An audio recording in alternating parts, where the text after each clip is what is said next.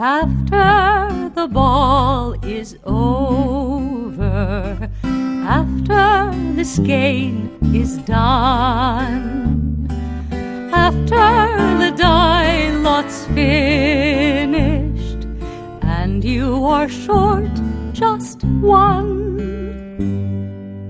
many a knitter has made a tearful and desperate call, pleading with their local yarn shop, go after that ball. Hello everybody, welcome to the Pen, Hook, and Needles podcast, episode 390. Today is Saturday, February 22nd, 2020, as we are recording.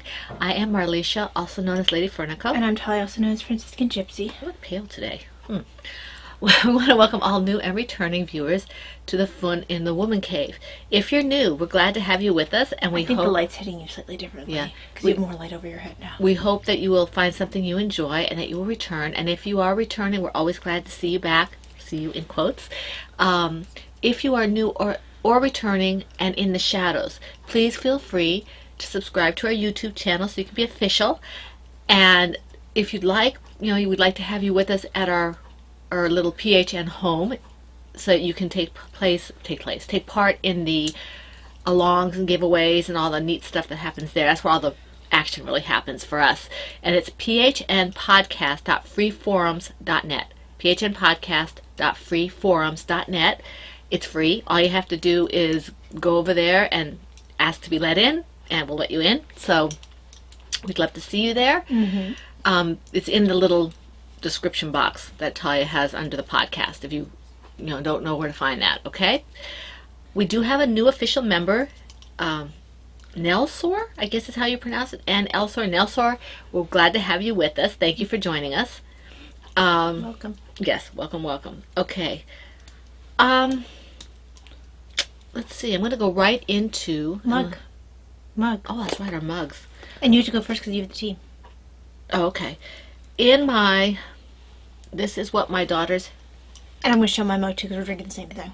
Head looks like, and hers says this is what my head looks like. And you got some neat comments on Instagram for that. Yeah. This is my tea. We're having tea today. I've gotten back into drinking all my normal teas with Plum Deluxe. I'm actually starting to drink some of my caffeinated ones again because unless I'm having a particularly symptom day, my other symptoms might act up. My heart rate actually does a pretty good job of staying under control unless it's a particularly bad day. So as long as I'm not drinking like 20 cups of caffeinated beverage, I'm allowing myself to enjoy some of my caffeinated teas. Right, again. and she wouldn't do it like just every day. I mean, she'd probably, you have you intersperse your decaf and your herbals and your low cap. I mean, I might have like a caffeinated tea in the morning. Right. And it's not, because I like what my mom calls the smoky teas, the flavors that you don't get necessarily in the herbals and in some of the other ones, and I've been missing those teas. Yeah, and also, I mean, sometimes with work you might want to stick with a lower caffeine. Well, where you yeah, get I some don't. of the caffeine. I don't still. drink the caffeinated ones before work. Yeah. I might, I've been drinking when I get back to work full time, it'll probably be like a spiced tea in the morning. I make spiced tea, and I had to order more tea. For some reason, you can't find the granulated iced tea that is unflavored and unsugared at the store, so I had to order it from Amazon. So I make spiced tea, but I've had to start making more of it because she drinks it. So I drink that in the morning before work, and then I'll have a chamomile at night. So once I get back to working full time, the caffeinated teas will probably be mostly in the morning on the weekends. Okay, then that means I'm going to have to watch out because sometimes Daddy gives me decaffeinated tea for that, and sometimes he gives me caffeinated. Well, it's fine. Okay. It's not terribly important. It's, you get caffeine in chocolate, too. That's true. So, yes. But anyway, this is Plum Deluxe, and it's Picard Blend Black Tea. This is the limited edition tea that they put out when Picard, the TV show, came out. Okay? It's kind of an homage. Do you need me to read the ingredients, or are you okay saying Let me see. It's a tasty twist on Earl Grey for any aspiring captain. Black tea, orange peels, pecan pieces, blue cornflowers, bergamot, oil, pecan essence, love, gratitude. Steep. Oh, this doesn't have caffeine in it. Yes, it does. Oh, yes, it does. Has caffeine. Okay. Love, gratitude usually has caffeine, and then he puts the steep. Okay. And if you want to know where to get Plum Deluxe, it's plumdeluxe.com. Okay. And no, we do not get paid. We just like Plum Deluxe. Okay. So let's see what this is like. This is the first time we've had it. And I'm letting you taste first simply because I need to start my next color so I don't lose my stitch marker.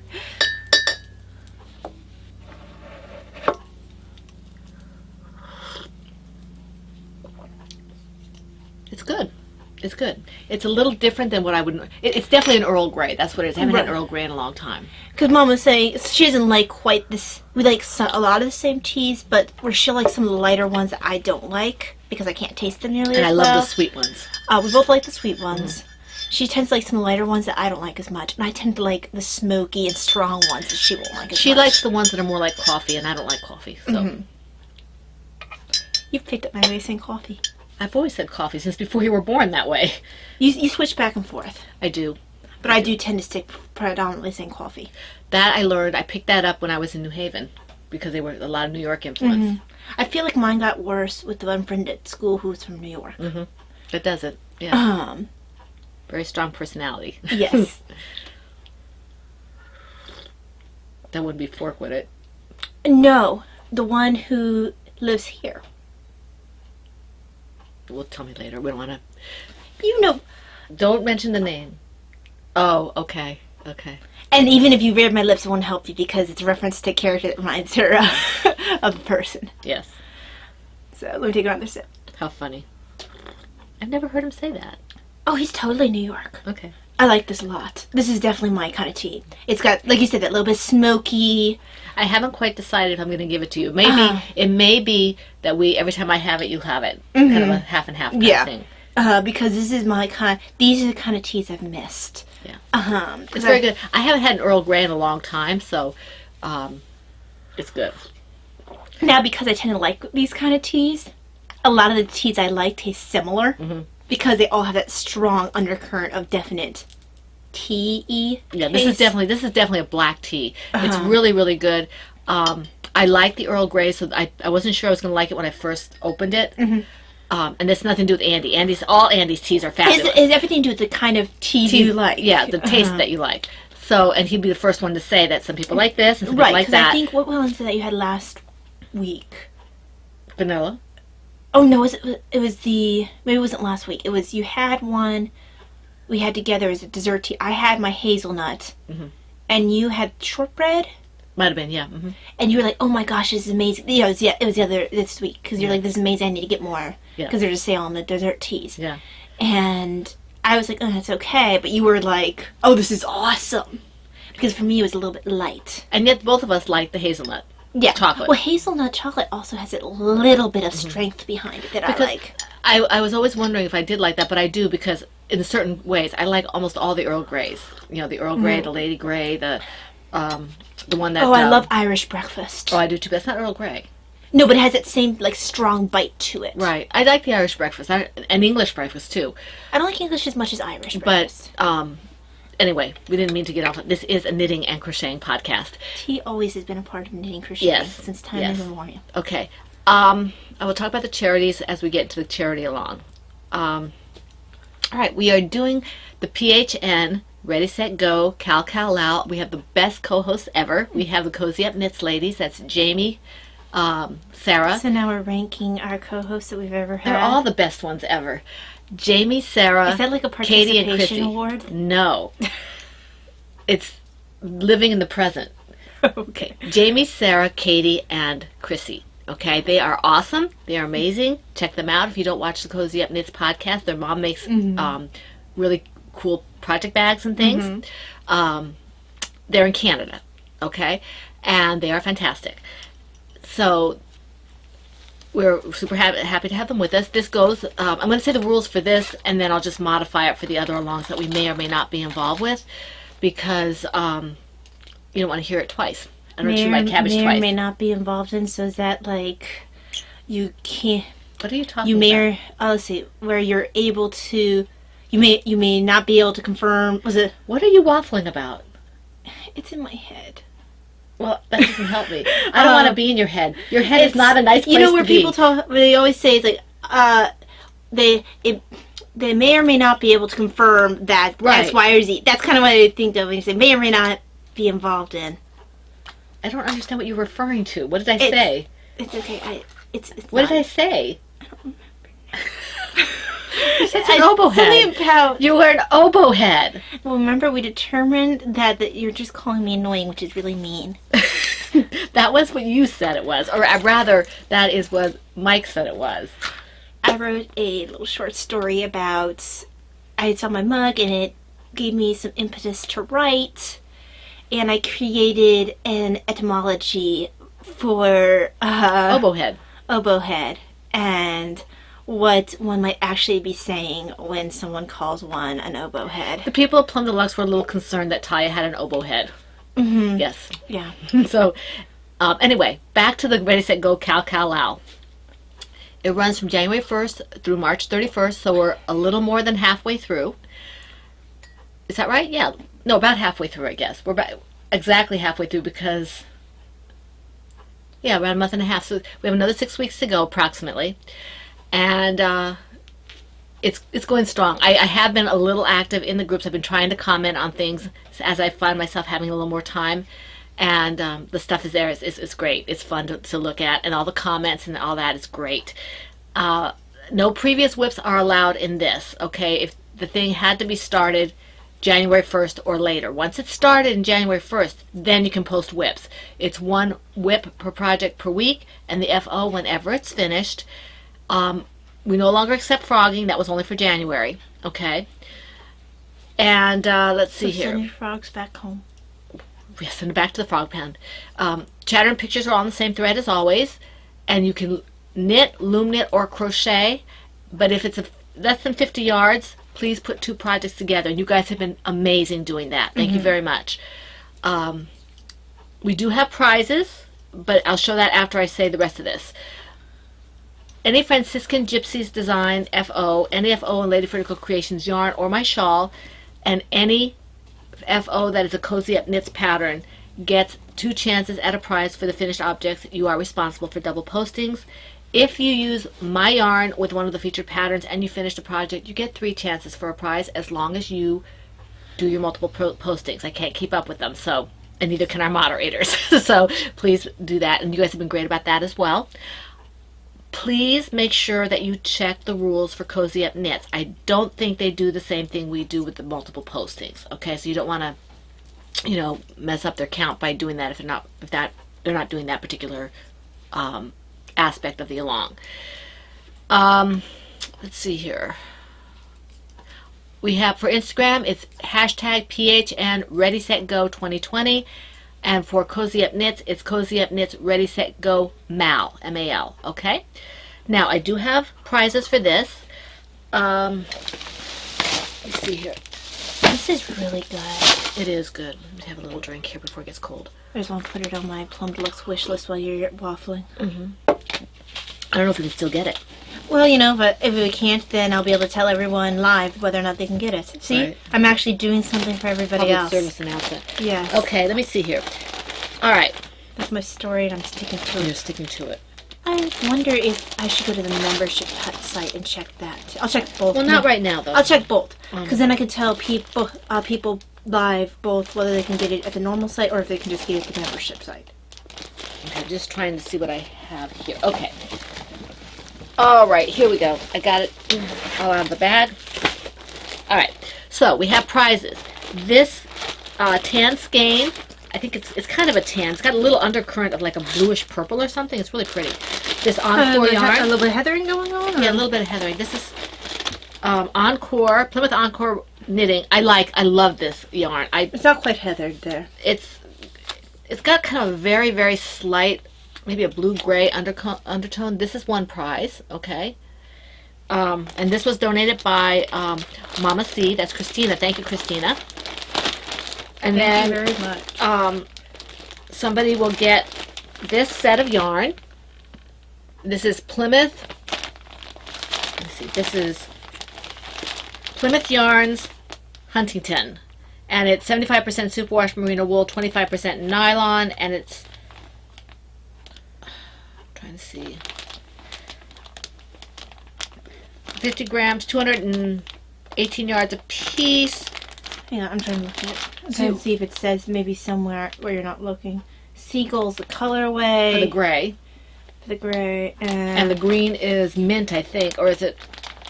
I guess it doesn't say on. I was hoping maybe it would say on there the weight. It just, number, it's DK, I think. It's either that or a heavy fingering. It might be a sport. Yeah. At any event, it's 218 yards for a 50 grams, so it's probably a fingering or a sport. Yeah, because that's a little light for anything else. Yeah. So all 4 of these, so you have a total of 200 grams in here. Really quickly before we continue on the prizes, hey guys, for both the Plum Deluxe members only area and for Plum Deluxe where you can get for everybody, the Picard Black Tea Blend is still available if that sounded really good to you. Once again, it's black tea, orange peels, pecan pieces, blue cornflowers, bergamot oil, pecan essence, love and gratitude, and yeah, it's still limited edition. So if you want to get some, grab some because it will not be there. Right. So forever. Patty, Linnea, Patty, and even if you haven't tried Plum Deluxe before, you can get it. You don't just have to be a member. I'm trying to think of the other person. Was Patty? I know Sue. Is Sue? No, I know Renee is. I know Sue was for a while, but maybe she's not anymore. If you're a member, But even if you're not a member. Right, but they get the free shipping. Yes. I actually got something for free shipping because I think I have something in my cart still because I tagged it onto your order, so I should maybe get mine with free shipping. I think it was 24 hours, though. They're really good about that kind of stuff. Anyway, this is Ready, Set, Go. This is Ready, Set, Go. Okay, and the other one is this book. I'm going to throw a couple of Picards in my cart. You'll have to think if there's anything else you want. I thought long and hard about whether or not I was going to give this away because it's really nice, and I don't think I'm going to do any crocheted sweaters. I barely cracked this open before because my hand started hurting. So this one is going to go out. It's a really nice book. This is Deborah Ornstein. Dora Ornstein. I'm sorry, Dora Ornstein. I knew that wasn't right. So this is the 3rd prize for the Ready, Set, Go. Okay, so that's that. And we will move along to the charity along. Love all the stuff we're seeing in the charity along. I kind of got hooked on dishcloths now because of Brittany. It's all her fault. So I'm enjoying those. And it gives me something small to work on that I don't feel like I'm not getting anything done. So it's nice. This runs January 1st through December 31st. Okay, so it's the whole year. It's in quarters. And that will be given prizes. And there may be things, if I feel like I want to, I may pull something from YouTube. I may pull something from Instagram.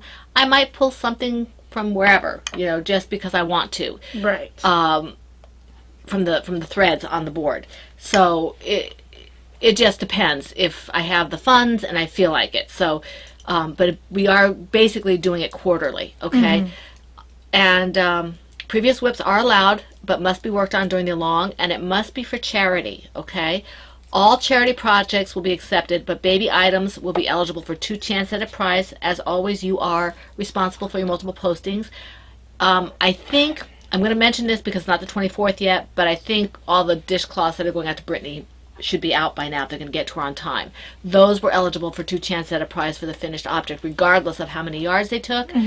But now, by the time you see this, I don't think you have much more time for that because today's the 22nd, I said? How many did we actually end up sending her from us? 10. 10. Okay, so we didn't make it to the baker's dozen. No, we didn't.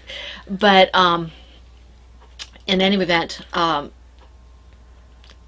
unless you're really close and you can walk them to Brittany, you can still put them in for 2 chances at a prize, but I'm assuming those are all off to her. So the dishcloths go back to 1 chance at a prize, unless it uses featured yarn. Or right, something. If you think you still have time to get it to her by the date of what again? 24th. The 24th, you can still do the double. And I think actually it should be there the 23rd because she's gonna have to bring them there the 24th. Yeah. So, okay, but unless you literally live right next door to her and are right. able to be like, wait, and she's walking out the door. Right. So, baby items eligible for 2 chances at a prize. WIP per project per week. Okay, I already said I'm not going to go through those. And again, we said that if you had for charity, the featured patterns are Franciscan Gypsy Designs, My Shawl, and Laura Concert's patterns, and My Yarn and Laura Concert's yarn. That's Lollipop Girl Yarns. I think it's Lollipop Girl Yarns, right? It's not creation, just yarns. I'm pretty sure she's yarns. Yeah. So those are the featured yarns and patterns. Standard rules: if it's a finished object with either the yarn or the pattern, it's 2 chances at a prize, and if it's the yarn and the pattern for the finished object, then you get 3 chances, but you're responsible for the postings. It's hashtag PHN Charity 2020 on Instagram, okay? And I do have prizes for that as well. The first quarter, we have a donation, a very generous donation from Looney Hiker. That's Pat, and she has donated one of her patterns. You can look at her patterns on Lovecraft and on Ravelry, so you can see what she has. I've seen her patterns. I have one of her patterns. I have to look it up now. Guys, when I find it, I'm going to share it with you. Yeah. Because apparently I can't not do that right now. So she's one of her patterns, and the other one for that second, the first quarter is, let me see which one. Do you know the name of one of her patterns? So I can't think of it right now. I can't think of it right now. I'm not sure which of these 2 books is going to be the one that you get, but one of these 2 books is going to go out as the second prize for the quarter, okay? The second quarter is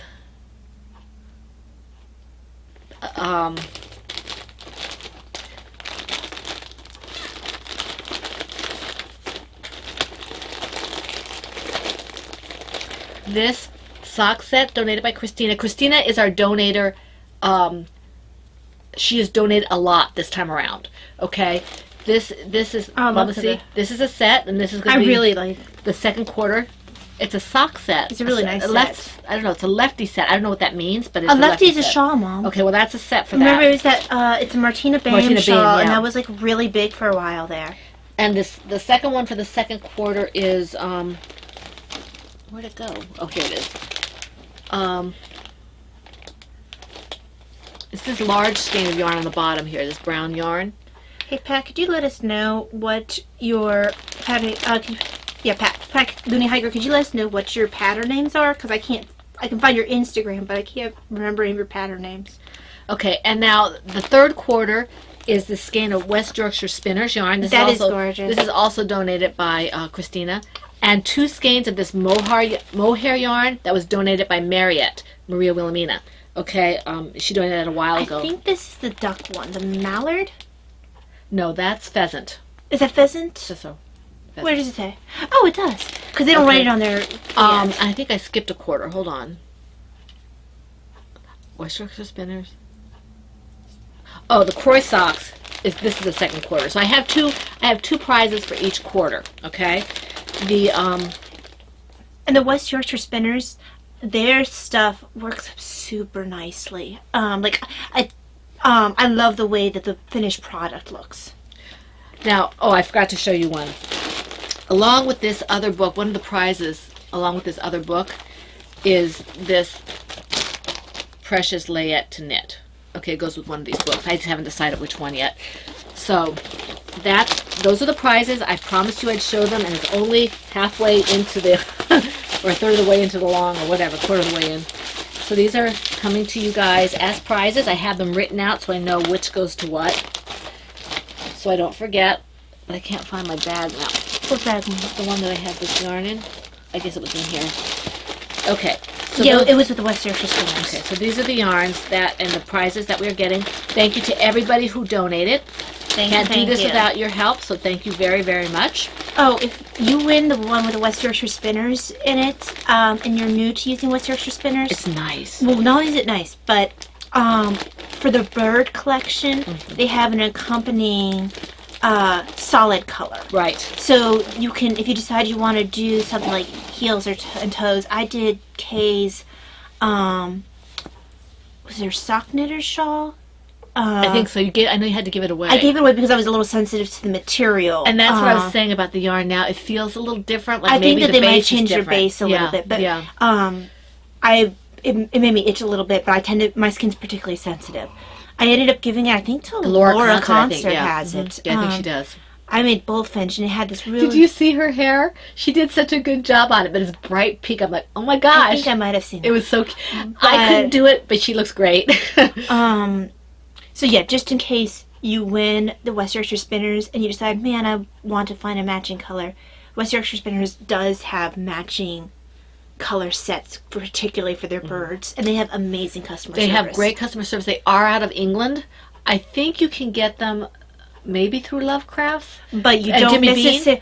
I personally, just because I really like their customer service, I would go through them themselves. It'll be pricey for us in the States, but if you want their yarn, they have great customer service. They really have great customer service, and it's worth going through their website. And apparently, I'm in a let's promote all the things that I don't actually get any kickback from. Oh, that's okay. We do that on occasion. Anyway, I know that I showed you the prizes kind of topsy-turvy, but you can see that we have, you know, a total of 8 prizes plus maybe occasional, you know, whatever. Because I found out that both Lovecrafts and Etsy do gift cards and things. So that could be a possibility as well. So that's good to know. Right, it would be more of a generalized gift card from both of those because... And I have to figure out, because last time I gave a gift card to Etsy, it didn't ask me for any information. And for some reason, this time it wanted more invasive information. I have to go see what... Well, maybe they changed policy. They might have changed something, so I have to go see about that. But, and I don't know if Craftsy Blueprint does gift cards, but I assume they might. I would assume they would. So that's, you know, those kind of things might be possible as well for prizes. So I wonder if Nitpicks does. Oh, I'm sure some of their does. patterns. Nitpicks does, I'm sure. I don't know if I think it has to be gift cards, so not... right, well, I think a lot of those places do gift cards. And that's fine, that's fine. So that's something that we're looking into also to ease up on some of the shipping costs. And honestly, who doesn't like to pick out yarn? Yes. Because if you have a gift card, then you get to sit there and put things in your cart and take it out. And then sit there and think, man, what project do I want to use? And Write take it in your book and cross it out. And then go, maybe I want a pattern instead. So I want all the things. It's dangerous. It's dangerous. I actually think some ways having a gift card, when it's specifically crafting, is more fun. Yeah. Okay, so moving on. Into the into the... knitting and crocheting portion of the program. Oh, I need to check and see how many projects I have. Okay. Counting may commence. I think I have 6. I had to bring up my show notes.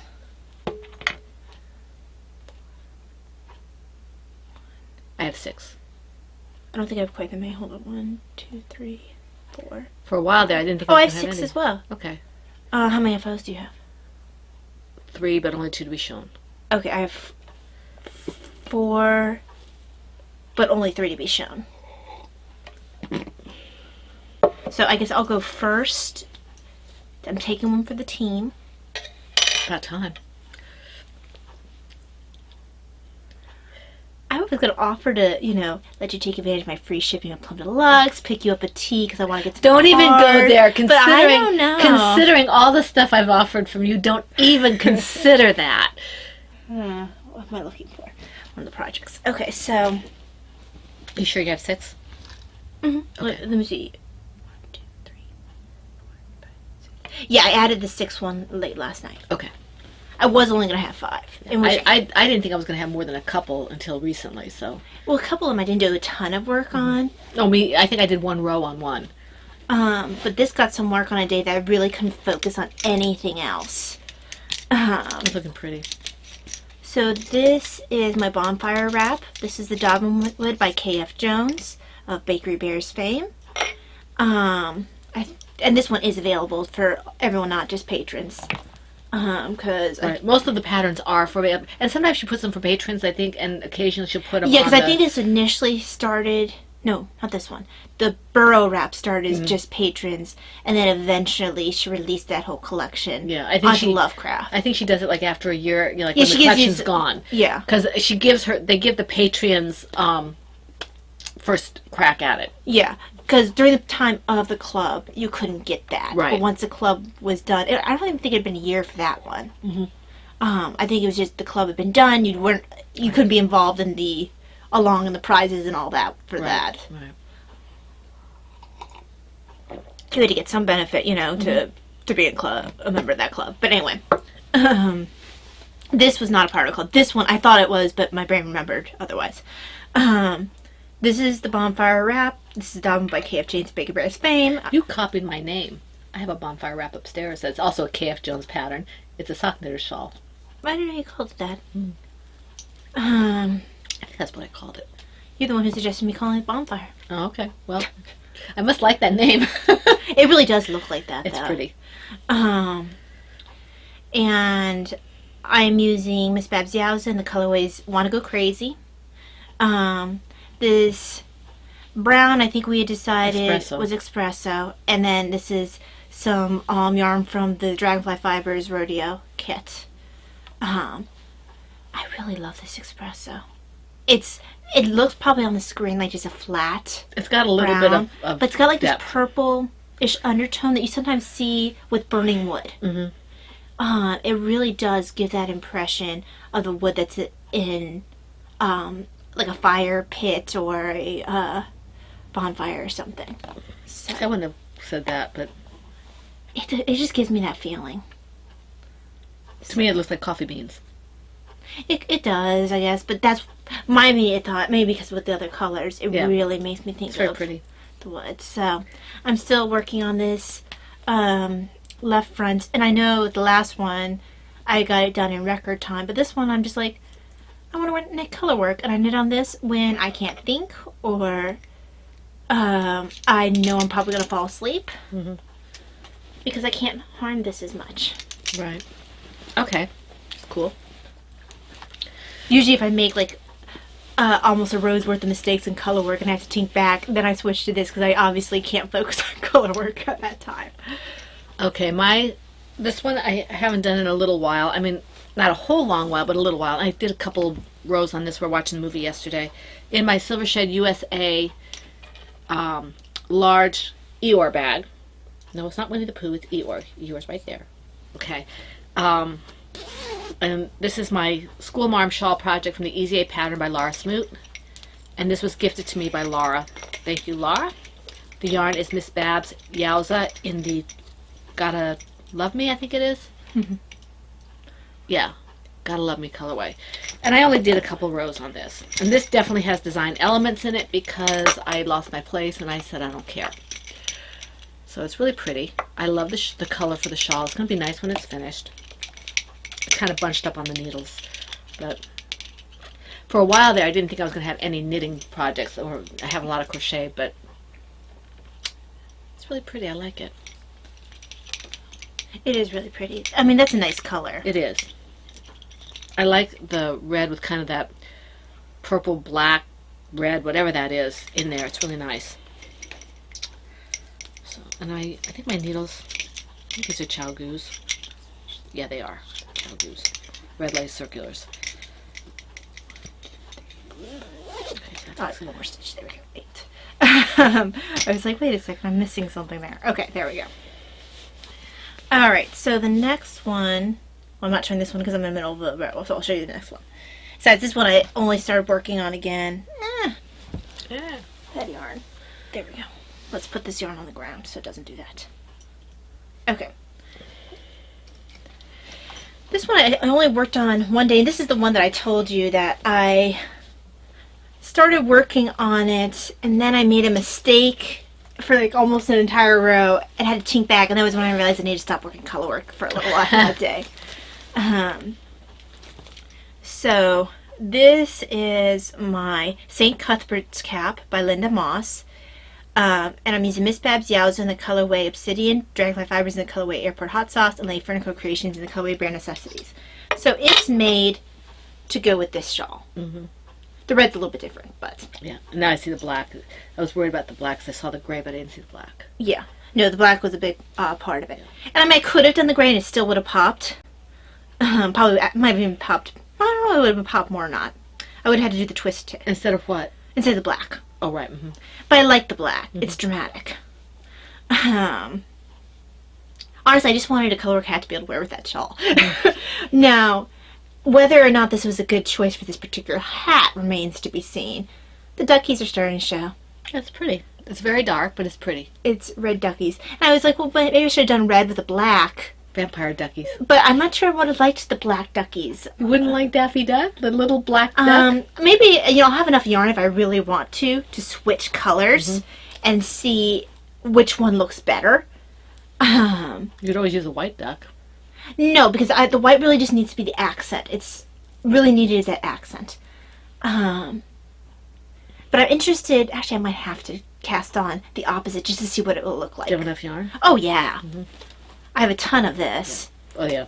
And I'm pretty sure I have more of this black. What is that again? This is obsidian. No, but what is This is Miss Babs. Miss Babs, yeah. Okay. I'm pretty sure, because I had a sweater's worth of this. I'm sure I have more of this. That's right, you're going to make a black sweater with it. Right. And I have a sweater's worth of this. Yes. So, and I ripped out both of those sweaters, so I have like a ton of Which one was it colors. that sent Allison into convulsions? The black one or the other one? No, it was mine. It was the blue one, because it was originally for me, and I had a ton of that still, Right, too. it was you, yeah. Oh, that was Cascade 220. No. That was also Miss Babs, and that was Inkwell. Oh, well, that's why I had the inkwell, yeah. That's why you have all that Inkwell. So, but yeah, the ducks actually show up really well on the screen. Yeah, it does. So, Very sometimes nice. it's hard to tell when you're just looking at close with it bunched on the needles. Right. It's very nice. And I mean, like, all of Linda Moss's designs. They're Beautiful. she's a very talented designer. So, yeah, I just need to look at those ducks again on the screen. Oh, that nice. So, Cool. Okay. All right, this one I took out and worked on yesterday for the first time in a little bit. In my Silver Shed USA Caterpillar bookworm bag, the small bag that was Taya's first kit, is my Little Boy Blue baby hat project. And I think it must be kind of close to finishing up. I have to measure it again. I think I did maybe 3 rows on this yesterday. So it's very stretchy. And the yarn is Knit Picks. No, not Knit Picks. It's that is the I love path this yarn. that never ends. Yeah, this goes on And and it on. goes on and on. My Knit Picks head. Bravo Worsted in the Sky colorway. And US 7s. Chow Goose. So that's that. Okay, so because I finished this needle, now I can go on to my next one. Good timing. Now this one I only started working on again last night. And actually it was fairly late last night. I started working on this probably around 7:30ish at night. 8 o'clock maybe. And then I had to spend some time. Okay, first let me explain the name of the project and then I'll go on and continue. So this is Davina's Blue Christmas stocking in my Silver Shed USA Peanuts Christmas bag. I didn't actually say what my other 2 bags were, but you guys know that. I'm not going back. She doesn't care if you know what they are. Plover Bird. This is the Bigger on the TARDIS inside. bigger on the inside. I'm good at guilting. Silver Shed USA. Knitting is awesome. There you go. See? I stood up for you Okay. guys. So, back to in my Silver Shed USA Peanuts bag, which is honestly one of my favorite bags. I always want to have You a bought Christmas that one, one. right? I did buy this one. They had she had a sale or something, or I couldn't resist. I can't remember which it was. Probably a mixture of both. Because I didn't remember ordering this, but I must have. Oh, you always ordered with the pouch. Not always. Sometimes she puts it in. Right. Yeah. That's why I can't remember. If, Anne is awesome. I can't remember if this was her being like, "Oh, you need this," Anne is amazing. or She is amazing. or what? Love her bags. I could have well purchased it. I just can't remember. Anne is amazing. She makes the best bags ever. I always have a project going in this. I actually need another. That's the long one. The long It is wedge. a long one. This is the first long wedge I have. I don't have any of the long wedges. I wanted to try it, I think. How does it work? Do you like it? I like it particularly for Christmas stockings. It's a good shape for it. Right. And it's a good shape for the color work lining up like up to 3 colors. Right. So it's really good for that purpose. I want to look to getting maybe a small, like one that's a different shape for my Christmas ornaments. That'd be a Christmas bag. You know what would be good for that? Maybe it's the adventure bags. Maybe, yeah. Because then I could try another bag, but I want to have another Christmas themed bag. This is my Christmas ornament. This is my Christmas stocking. and they always just carry that project in it. Right. So I know at a glance which one of those two. Because I like having Christmas ornaments going too. Mm-hmm. You gonna show it? Oh. You saw the bag, but never mind the project. There's like weather or something going on. There's definitely something coming around. And I have focus problems right now. I don't know the difference. Can't tell. But I started working at this late last night. I've been meaning to work on it all week because Davina mentioned it the other day. I'm using Lady Fern & Co. Creations. The colorways, well, this was, you basically separated the colors for Blue Christmas. And then the silver, which is similar to the Quicksilver. Well, it's actually Silver Bells. With Silver Bells, it is on a sparkle base, while the others are not. It just adds a little bit of sparkle. Which she loves. Davina loves sparkle. Yeah. She's all about the bling. So the base pattern is Christmas Stocking, Timeless Christmas by Pattern Duchess. Which, I can't remember if that's free or not. I feel like it might be. I can't remember. I think you said it was because you liked the pattern a lot. And yeah, it might be. I can't truly remember. No, I know for sure the one by General Hogbuffer was. It was? Yeah. Oh, wow. Okay. Yes. Yeah. Yes, that one was. And I love that one. And he is absolutely crazy to make that free. Was that yours? That was mine. Yeah. Mm-hmm. And mine is gorgeous. Mm-hmm. So yeah, but that's a different pattern. Good though. So can you get him off Ravelry? General Hogbuffer is off of Ravelry, but it's free, so it doesn't matter if you're a member or not. You just look for General Hogbuffer. Google him. I'm trying to remember the name of the pattern. If they just look for him, they should be able to find him. Yeah, you should be able to find General Hogbuffer. If you go back a few episodes. Several episodes. Like a few months. You should be able to find it as well. I finished mine before Christmas. Actually, I finished... So if you look in November somewhere... It might have been before November, because I finished Dad's before Christmas, and Dad's was started... Oh, no, I didn't. You finished Dad's for Christmas. I finished Dad's for Christmas, so I did finish it before Christmas. Yeah. Because mine was first. Mom's was first, and Mom's has been finished since the beginning of the year-ish. Around, like, June, I want to say. Because I finished That's it... not the beginning of the year. Okay, not beginning. But I finished it at Dr. DePace's office. Which one? Mine or yours? Okay. Yeah. Because I took a picture of it on one of his chairs. Then I started mine by General Hogbuffer. It's got a really pretty reindeer on it. I always think of Arthur, but I can't remember the name of it. Just look up General Hogbuffer. And then I finished Dad's in time for Christmas. Davina's... And you can find the spelling probably on one of your show notes, because you were posting for a while show notes. Not when I started that. If you can't find it, contact us. It's probably on my Instagram too. It probably is. Because I post a lot of color work on my Instagram. Just let me know who you are if you aren't friends with me on Instagram. Yeah, because I don't tend to befriend people if I can't tell who they are. Yeah, I've received some requests. I'm going to say again, since Ty brought it up, I have no problem accepting people who want to be my friends on Instagram, but I need to know who you are. There's for me, one thing, there's the people who just troll and want to follow everybody. But between the fact that I post a lot of chronic illness stuff, and there are actually websites out there that go and make it their mission to mock people with chronic illness, and take their posts on public media and just tear them apart. I don't want that available to my stuff to available to everybody partially because of that. And then also, I am a nurse, so I've actually had patients try to befriend me on Facebook in order to keep that patient distance nurse boundary in place so I can be a more effective caregiver. I have to have some privacy. So we would prefer, we have no problem. Anybody in our group, we love everybody in our group. So if you want us to be friends, you just tell us who you are, so we know where you're from. If you do it from here, or I know that occasionally some of our HFI people watch.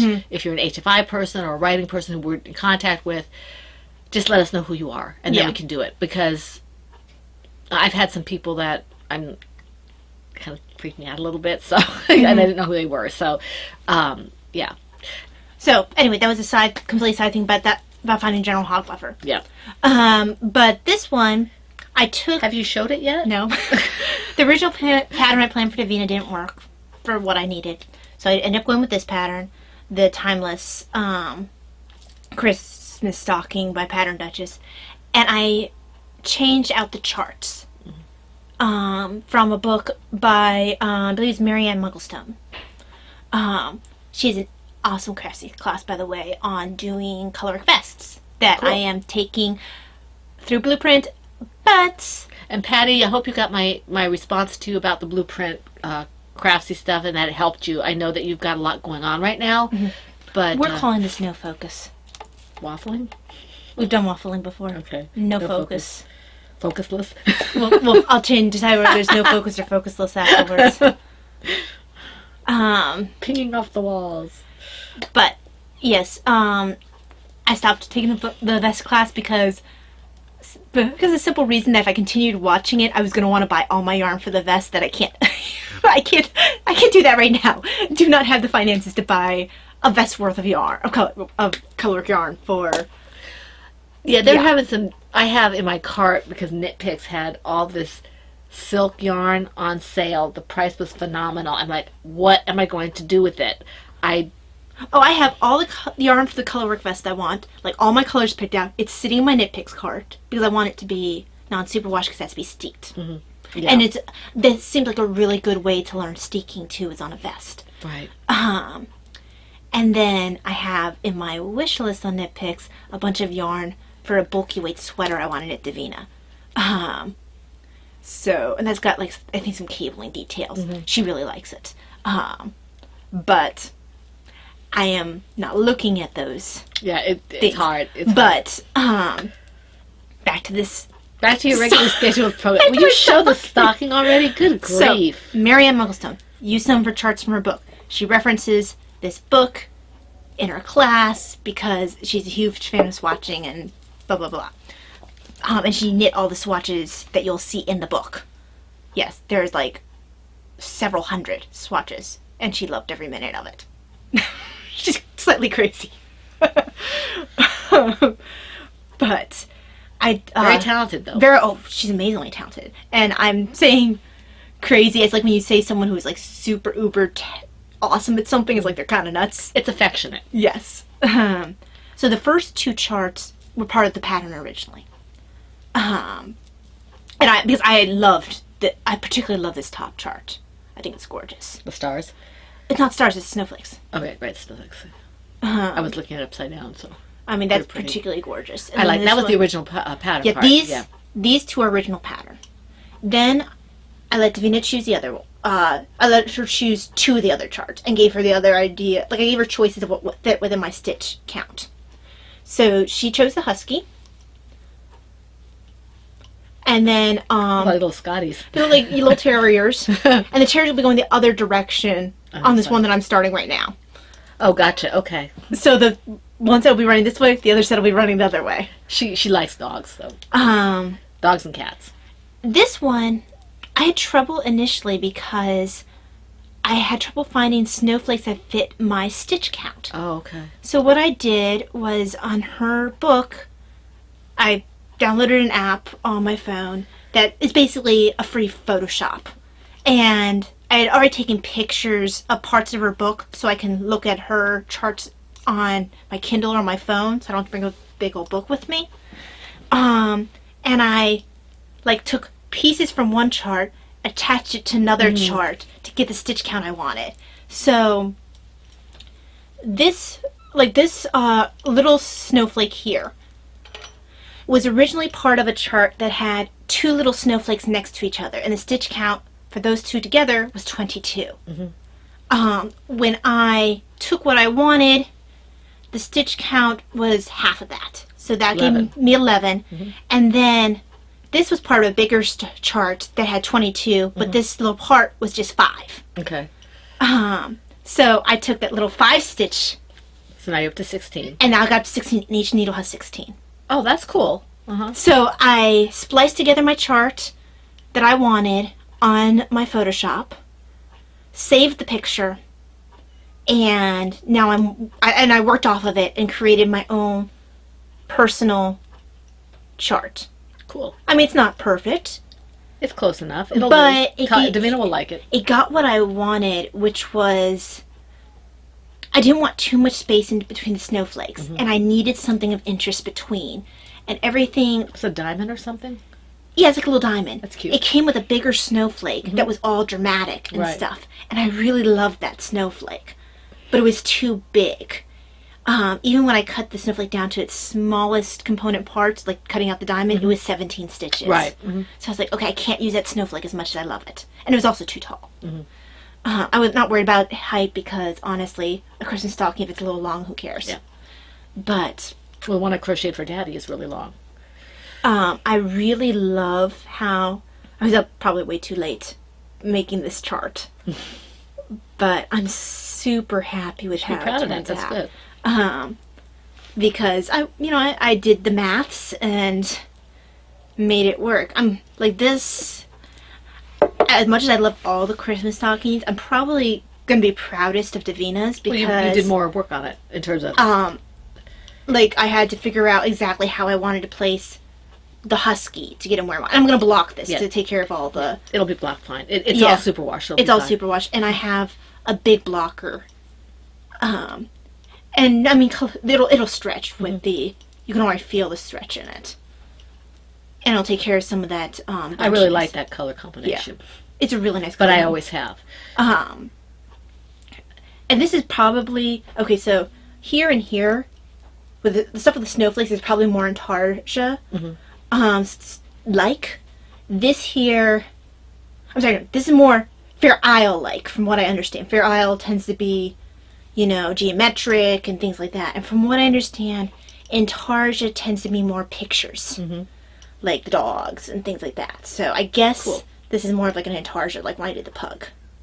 Very nice. So, yeah, so I'm really super proud about how this is turning out. I'm starting my second set of dogs right now. Little puppies running. And after I do the little puppies running, I'm starting to look into ending the foot, so Davina will be very happy. And then I have to look for my next Christmas stocking to start. That'll be like on the table or something. Your grandparents might like one.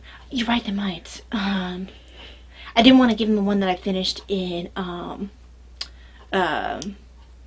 acrylic because Right, it ended no. up a little bunchy. I think that you should make them the same colors opposite.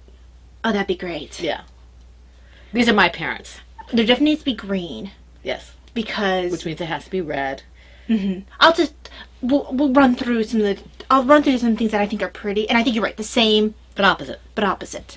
Unless there's something that really screams a particular one, but I think it'd be more fun. They tend to do everything together. It'd be They cute. wear matching stuff. I mean, Oh, that's when I talked to Grandpa. He's like, my Icelandic sweater that I've had for many years, it's like having issues. Can you fix it? oh, did he? When he comes, I'm supposed to look at it and try to figure out how to fix his sweater. Oh, dear. So This is an Icelandic sweater from Iceland. So I'll take a look at it, see if I have some yarn that can match, see if I can figure out some yarn that can match. Try to figure it's probably alpaca or something. And Probably Icelandic wool is what it is. right, I'll probably be able to tell by the feel of Yeah, it what's a basic idea of what it is, and I'll try to fix it. It shouldn't be too crazy in the colors. No. I should be able to match it fairly well. So I'm going to be doing Repair work. repair work, hopefully, because he loves that sweater and He he's does. had it. He's had many years. Yeah. Well, he I think his was every time they go to Iceland, they pick up. I have some Icelandic sweaters that they gave me. because I remember so- he had done something to his and he tried to steal Grandma's. Yes. I think Grandma's was the blue one. I don't remember. Grandma usually likes green. Yeah, I don't think they had green. Whatever, he tried to steal hers. That's why I made sure when I made them sweaters that hers was obviously feminine, so he couldn't steal hers. Because I needed it to be just hers. But I'm going to be doing some sweater. Anyway, now that we're on a different Wow. project, 50,000 years later. Yes. Okay. I'm really distractible today, guys. In my Ploverbird Woodland Creatures in the Park bag, this one I haven't done in a long, long time. This is my Night Owl project from the Who I'll Help Cook and Clean Oh, pattern. you haven't worn this one in a while, have you? No, and I think I only did like 1 or 2 rows on this. This is mosaic. It's in here somewhere. Here we go. So, I'm very talented at getting this all. Do you have a picture of it? And I'm going to do this one in cotton later on. Because I just want to say, mostly because of my interest in color work. Oh, that's pretty. Because I might have to look into snagging that at some point. Because that'd be fun. Yeah, it's not a circle. It's several. Yeah, it's several put together. And because that looks like it'd be fun. You gave it to me. You gave it to me. Yeah, I'm really good. So yeah, so I'm. Are you sure it was me? Yes. Okay. Yes, for my birthday. Oh, I'm awesome. 1 year. So you have a great daughter. Is that a fact? I had 2 of them. So you can see that it's just starting. The feet, I think, is what you can see here. And I didn't want to do cotton at first because I wasn't sure how I could. I don't always like working with cotton, but I'm finding that I can, in fact, knit with cotton. So I will be doing this later for a dishcloth. But right now, this is just going to be hung up somewhere. I like the colors. This is just knit pick, or is it Bravo worsted? Let me see here. You don't tend to have the knit picks. Yeah, knit pick Bravo worsted. Oh, sorry, that's right. You said it wasn't cotton. Yeah. And this is kind of all. I'm gonna have to untangle this, but yeah. So that's that. I was just looking for the pattern, because there we go. Even though I know because I gave it to you, it's probably a purchasable pattern. Yeah, it's $4. I'll just keep it in mind for later. I'll keep it pulled up on my thing. Because I'm really enjoying the mosaic. Well, that brings me into my mosaic. There we go. Let's pretend that was part of the plan, this particular segue. Waffling. Okay. On a slightly related note, I just read an journal article that said there was a correlation between EDS and ADD. Okay. Not that I actually have it, but I just thought that was hilarious. I was doing this. I was thinking about Sarah over at the Cozy Up Knits, that somebody sent her a sweater or something to be fixed. They had to caveat it. Now, don't send everything to Sarah to be fixed, because Sarah likes to fix things. Yeah. It's like, yeah, don't send everything to Sarah to be fixed. Yeah, I forget which. I haven't watched them in a while because I've been watching other things. But I think I'm up to date on them. I do seem to remember someone had needed her to fix something, and she was. Yeah, that because you don't want to spend all your time fixing someone else's stuff. But the person asked. Oh, yeah. But I can understand making that caveat. I don't even remember who.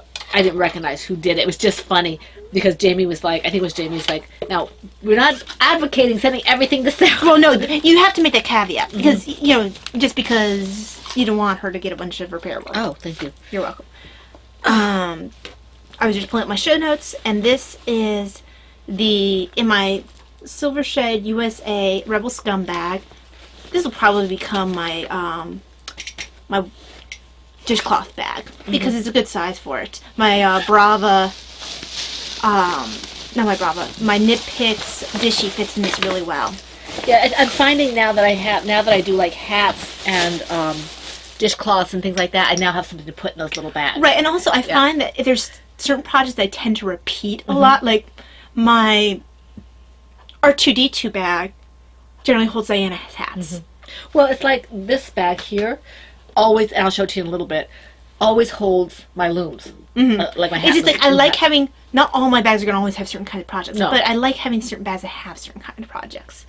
Now, once I finish my other Dobbin wood, there's not going to be another Dobbin wood going in that. Right. That's just not going to happen. Right. But it did have 2 Dobbin woods in a row. But this is dishcloth number 20 by J.G. Miller. It's a bunny. Oh, you're making the bunny. Okay. You should have waited for Curtis versus Hare. I'll probably do the opposite color combination the next time. I was sad that she didn't have turtles, but she did have owls, I think. I think she does have turtles. Oh, you did? Uh-huh. I thought I just didn't pick it up. I found her owl. Oh, okay. So now I have 2 owls. I'm not sure I picked up her owl. I think I saw her owl. I have to go back and check because I went through and got all her free ones that I liked. Then I had to see if I like it, how it compares to that one, Cook and Clean. Because if I like hers just as much as that one, I don't have to pick up the other one. Yeah. Because hers are free. Now, I will mention that if you like doing your color work on charts, you might want to consider, because I think your other one probably is a chart. Because most color work... It might have a chart, but it's written out. Oh, is it? Well, you saw the pages I was going chart line by line. No, I didn't. I didn't look that close. I only looked at the picture. So, okay, I don't know then. But a lot of color work, including mosaic, tends to be charted. Right. And that's my preference. But I really liked, for one thing, she has a ton of patterns. Well, And this lady, the way she does it, if this is the lady I'm thinking about, she has everything explained, and there's Yeah. boxes, and it's really... she writes it really nicely. For all the She, work... she tried to do a picture for people who like it charted, but it's going the wrong direction. You can Right. tell And she she doesn't. You can tell she doesn't generally work I charts. think she fixed it later, though. Because, Oh, did she? Yeah. I haven't tried She- looking at it since. She is... Actually, I was looking at her patterns. I haven't done one yet. But from what I'm seeing from her stuff, you're getting a really, really You are good getting a deal steal. from her. She's, And I would say snag all of them from free for before Ravelry they get she paid. comes to her senses. Yeah, because she's fantastic. And what's her name again? Her name is J.G. Miller. J.G. Miller. Yeah, and she is absolutely fabulous. Phenomenal. Yeah. And so this one is her number 20. This is a bunny. I'm using Knit Picks Dishy, and the colorway is Blush and Azure. I chose to go with the option Blush and what? Azure. No, Oh, Azure wait. is blue. I wrote Azure, but I didn't change it. Okay. Yeah, it's and like this isn't cream. blush either. This is Rose? no. Begonia? Oh, right, okay. This one is Swan. I just didn't change my notes. And this one is Begonia. Yay. Good me. Begonia is a flower, isn't it? Yes. Okay. Begonia? Begone. Long one. Yes, But- that was a reference. Yes.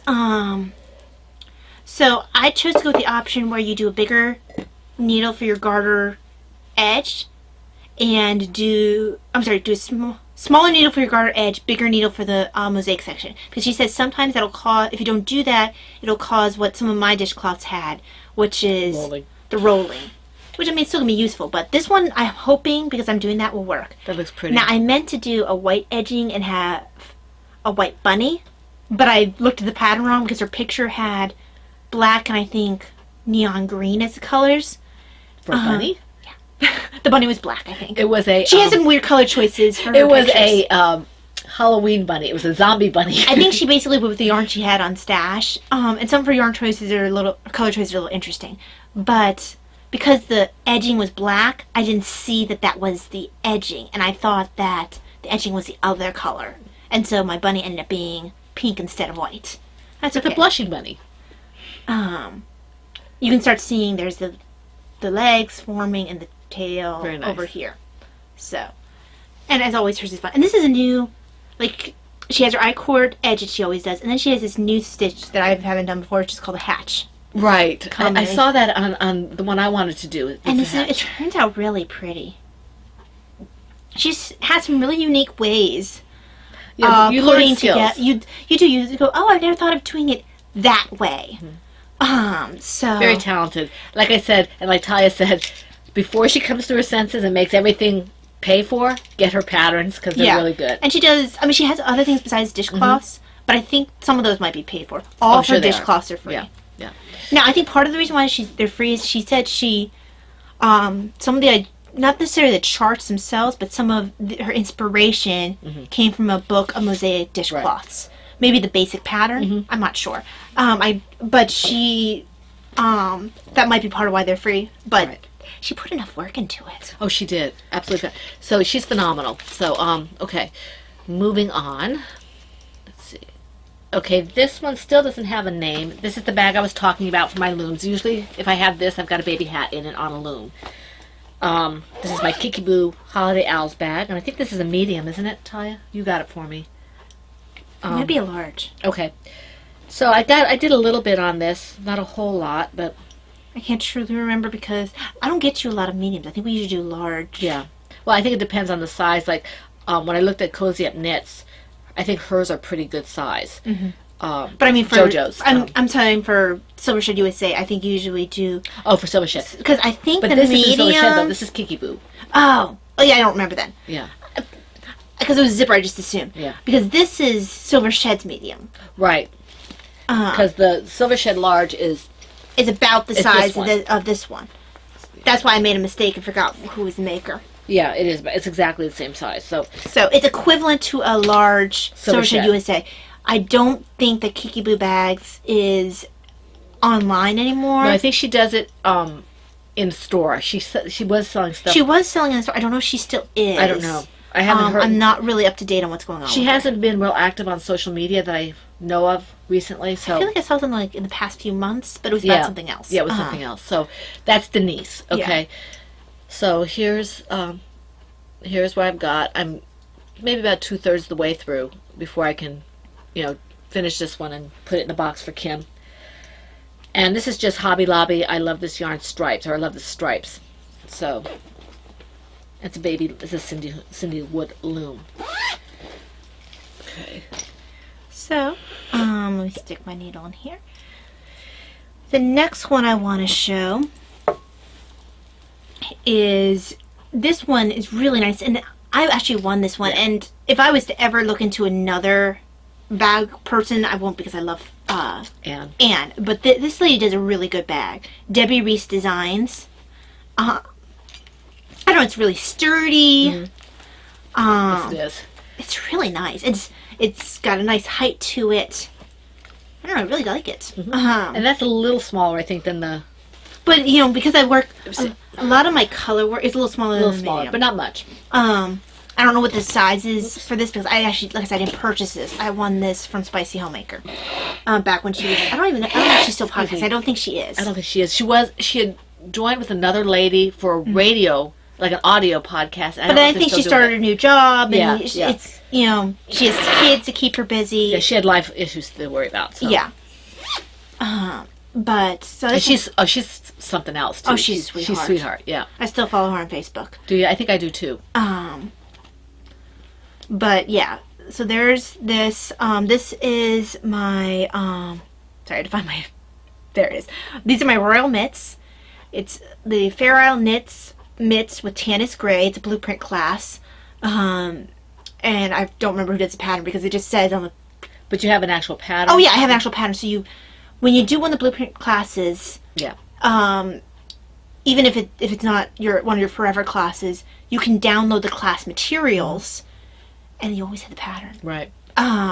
So, and then if you need to refresh a skill, because I always had to go back to the class they have you use a long-tailed German cast on. And it's just a little bit stretchier than normal long-tail, she says. So I was like, I'll try it. I've never tried the skill. I have the video to show me.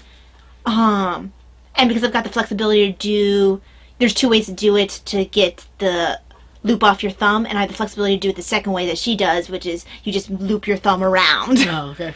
I was like, I have the flexibility, might as well use it. Right. But I learned 2 things from this class.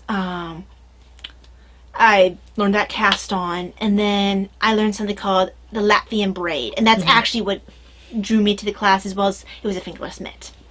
Now, I don't actually know if I did the right yarn size for the project. Oh, right. Maybe the Miss Babs is a little bit light for it. Was it supposed to be worsted? I can't remember. Because Miss Babs is DK. And I'm wondering if I went a little light for what was needed. Right. Not to mention, I have really large hands. In comparison to my wrists. You have large hands, period. I have large hands, period. But they call it what did my neurosurgeon say? They use the term in Marfan syndrome as well. Arachnodactyly. Basically, really long fingers. Spider stuff. Yeah, really long fingers and really kind of wide hands. Because people, forever, strangers, particularly in the hospital, will be like, you must be really good at piano. You have really long hands. So, because of that, these do not fit me. Not that this would have been something I would have been able to wear anyway. I mean, I can get it on. I have to see if it fits me, because... It fits Davina. I know it does. I just want to see if it fits and Davina gets it, but it's not... It fits around the wrist for me. Even with my flexibility, I can't crush my hand enough to get in. Because my hand's not that much smaller than yours. No.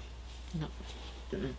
So, it's going to be used for Davina. So I think it's a mixture of my hand dimensions, but also I might have chosen the wrong weight.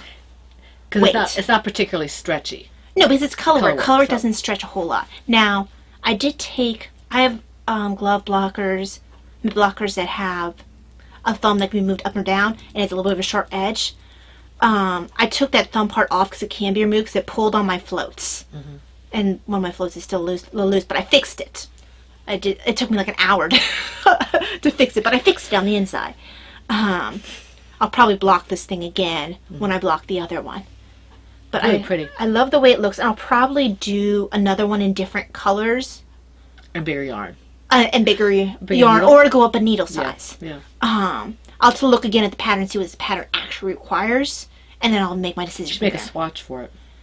Yeah, I didn't, and I should have. Probably because she didn't emphasize the way the other girl did to make a swatch, so it just slipped me completely. Because something like that, where you have color work, is probably wise to make a swatch. Yeah. So I really love the way it works. I had never intended to keep this anyway. I merely tried it on to see if it fit most people. I'm just surprised that Davina wants it, because not her colors, really. Well, the gold works. Yeah, she loves the gold.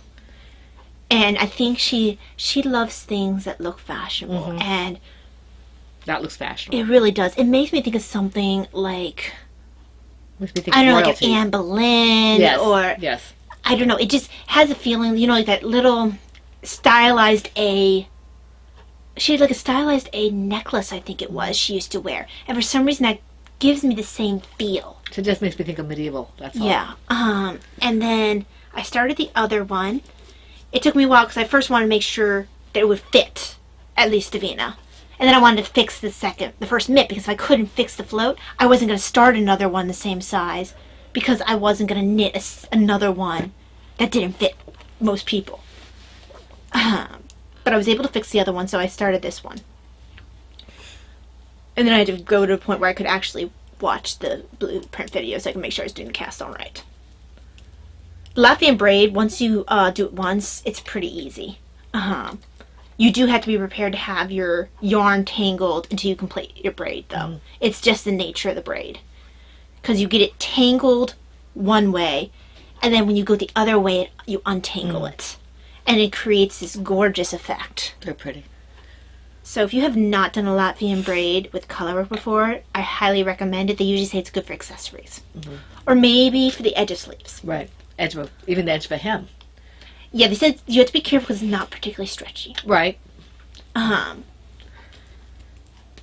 If you make something that's a loose fitting garment. Yeah, you might be able to do something like that.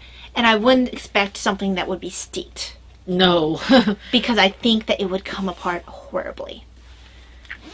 Okay. But yes. Let's see here. My next one. And if Davina decides she just want it, I can always put it on the table. Right. Some kid will want it. I would always suggest probably someone try it on. Because there are people with small hands. Okay. In my Silver Shed USA Owls bag, this is Davina's artwork. This is Archimedes from, at least it reminds me of Archimedes from Sword and Stone. She got me this for Christmas this year. Anne and Davina collaborated like they often do. Is my Taste Is this of Autumn Davina's shawl. third or fourth collaboration with Davina? With Oh, Anne? she's done She did a one- bag or two for Laura. She's done this one. She's done My Your Bunny. Bunny. She's done the one that was for the Lady Furnico Creations fundraiser. Yeah. So she's done a few. Yeah. So this is my Taste of Autumn shawl. I'm still on this one because I didn't do a lot of work on this. But I'm going to be switching to this color pretty soon. She didn't do another one for you too? I can't recall right now. Okay, maybe it's just... You have a turtle one. Right there. The one that she did for Tortoise versus... Yeah, I said for Laura. Oh, okay. So, and then she did another one for Laura herself. That's what I thought. Okay. So this is going well. I'm going to be, using this, and then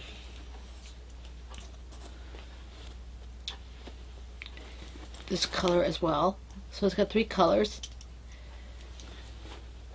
And I just haven't worked on this one. I have 2 of these because just in case, Your yarn's getting all it tangled. is. I'm trying to see.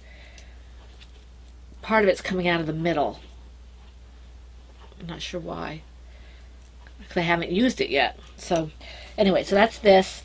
And this is a crochet pattern. This is the Scrap Shawl by Anastasia Sattel. I have a finished one of these upstairs in blue and silver that I made years and years and years ago, and I really like the way it sits on the shoulders because it's divided into 5, I think it's 4 spines or 5 spines. Let me see. 2, 3, 4. There's 5 spines, 2 on the top and then 3 in the shawl itself. So it sits really nice. And I like it. I'm going to make this a little bit bigger, I think, than the other one. Mm-hmm. So that's that. Let me just finish my last 3 stitches on my needle. And this gold is a Malabrigo, I believe. Let me see here. I'll tell you in a second. Yeah, because that's not the Matosh. No, this isn't Matosh. I like Malabrigo. I always have. It's just, it's Malabrigo. It seems like I do like Matosh as well, but I like Malabrigo, but if you set a Malabrigo and a Matosh next to each other, I tend to gravitate towards the Matosh. It's something about the sheen of the yarn. For me, it depends on the colors. Mm-hmm. If it's solids, I'm just as likely to go toward a Malabrigo as I am to a Matosh. Matosh has a certain depth to their solids that I really love, and because I work a lot of color work, or a lot of things with a lot of texture, depth is really important. Well, me too, but here, I'm gonna take this out. Okay, there we go. And this has depth to it as well. Mm-hmm. It's just a little bit different. Are you ready for me to show my next one? Yeah, go ahead. Okay, so in my Silver Shade USA books bag, this is what's currently carrying my ornaments until I come to the time where I can get another Christmassy bag. So this is, and actually something this size might not be a bad idea because I need to be able to even hold, because I tend to like to use Miss Babs. Mm-hmm. And she has those great big. And she has those great big ones. Because, not because I purchased Miss Babs for it, I happen to have Miss Babs for another reason. And we do tend to use a lot of Miss Babs. Right, but I mean, like, I didn't purchase it for ornaments. Right. That'd be a little wackadoo to purchase that much yardage, unless I do the minis. Minis. Because they're half skeins. Yeah. But this is New Snow by Arn and Carlos. And was that a provisional cast on? Yes. Where's my other needle? Hold on. Oh, there it is. Okay. I was going to say, because that looks awfully stark. Yeah, and I'll explain.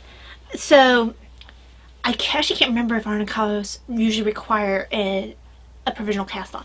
I had taken, again, through Blueprint, the membership. Mm-hmm. One of the things that I watched was a class Tanis Gray did on ornaments. And there were some things that I pulled from it that I really liked. Mostly the increases and decreases, the way that she did it, and the provisional cast on. Because what I like about it is for hers, she does provisional cast on, and then after you weave in the ends on the inside, before you start your new decreases, it's a crochet. I thought so, okay. So she has you do she suggests chain provisional cast on. That's what I did. Actually, I think it's usually the way I do provisional cast on. That's the way I did it when I did mine.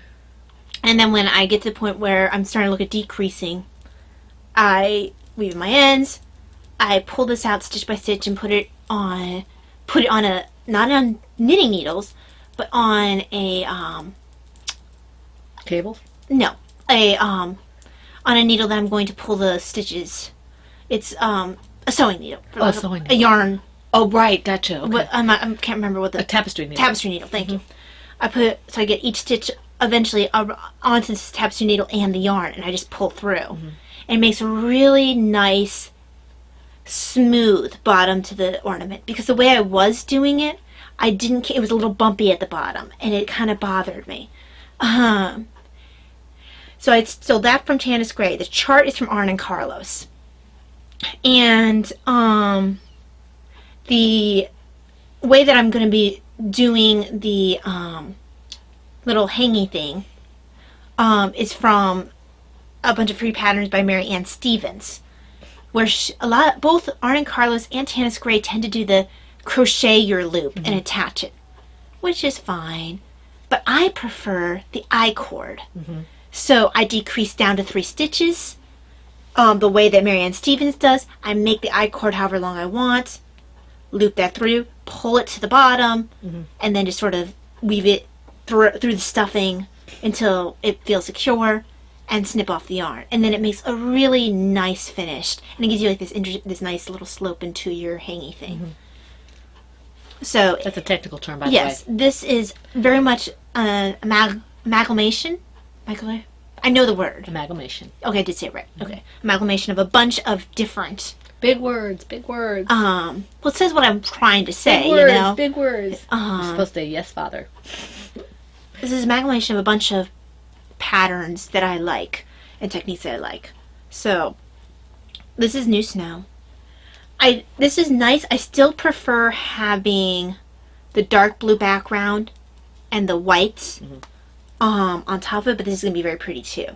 The reason I chose to do it this way instead is because it had a color on the bottom and a color on the top where you do the I-cord. I thought that would be prettier in a dark blue, having those colors. Now I might flip it around and try it with the white next time and see if I still agree. I just really like, for some reason, a dark ornament with a stark light pattern. I feel like it's classier. So yeah. But this will still be very pretty. Just not quite my preferred. This is what I've been wanting to work on. But I'm about to head into the decreases, which is why it is not currently being worked on. Okay. The one I've been working most on, at least up till about the middle of the week, is in my Silver Shed USA Tootsie Pop owl bag. How Many Licks? Lena gave me a couple of years ago for Christmas. This is my Numeria shawl from the Scrap Shawl pattern by Anastasia Zattel. Yes, I might be slightly obsessed. Oh, that's turned out really nice, Mom. Yes. Is that the one that you're doing for the... Yes, this is for the crocheting, chronically crocheting. So you can see that I've put the... Oh, that does turn out nice, doesn't it? You can see that I've got the second color in. I'm not sure how much more yarn I'm going to do before I get to the border, but it's getting there. I like this. It's really pretty. It's going to probably bloom when I block it, so I'm going to do kind of playing it by ear. But I really like that. That's pretty. Huh. Okay. The yarn is Dragonfly Fibers in the Numeria and Vote colorways. And I mentioned before that I'm going to keep the Numeria if I have any left over because I really like the color. And I don't know if they'll be doing it anymore because Dragonfly Fibers, as it was before, it no longer exists. Every time you say vote, I hear you say Vogue instead. And I hear is it Madonna's song? I don't know. I believe it's her who has the song Vogue. So that's that.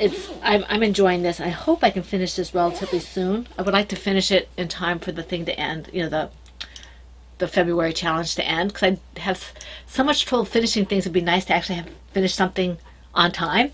Right. I mean, I don't generally do timetables because it stresses me out after a while with my hands and stuff like that. But anyway, so that's that. Okay, so that leads us on to FOs. Okay, the first one I have, I can't show you. Yeah, I was gonna say we both have one we can't show you. They've gone off to Brittany. My lemon Simon dishcloth, the yellow one, is Brittany has it. So before I do have a picture of the one I finished. I have a picture, but it's on my phone, and you're getting it. I'm gonna go get my phone. So mine. Let me go to this projects.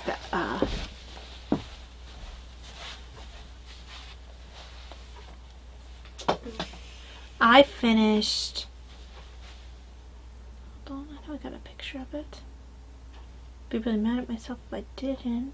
I told you to take pictures of it. Oh, it is. I just didn't pull it into the proper folder. Let me move that to the folder. Because I would have gotten a picture of that because I love the way this one turned out. Okay. So, I finished the Two Hearts one.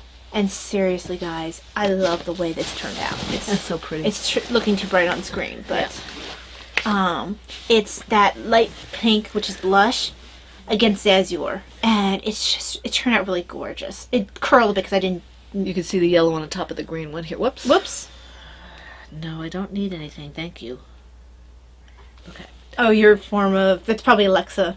See, I don't know if you can see Yeah, that. they can see it. So those are both with Brittany, the green and the yellow. The yellow one is the one I finished this time around. Sorry for the glare off the phone. Actually, your glare was better than mine. So then that leads into, excuse me, our other ones. Mine are all kind of related. So are mine. Okay, so hold on. Let's do one after another. So I'll do one of mine. Let me just bring my show notes up again. I got water on my show notes. There we go. Probably tea in actuality. Okay, so I talked about that one. And the one that I just showed was Dishcloth Mosaic number 14 by J.G. Miller. I put down...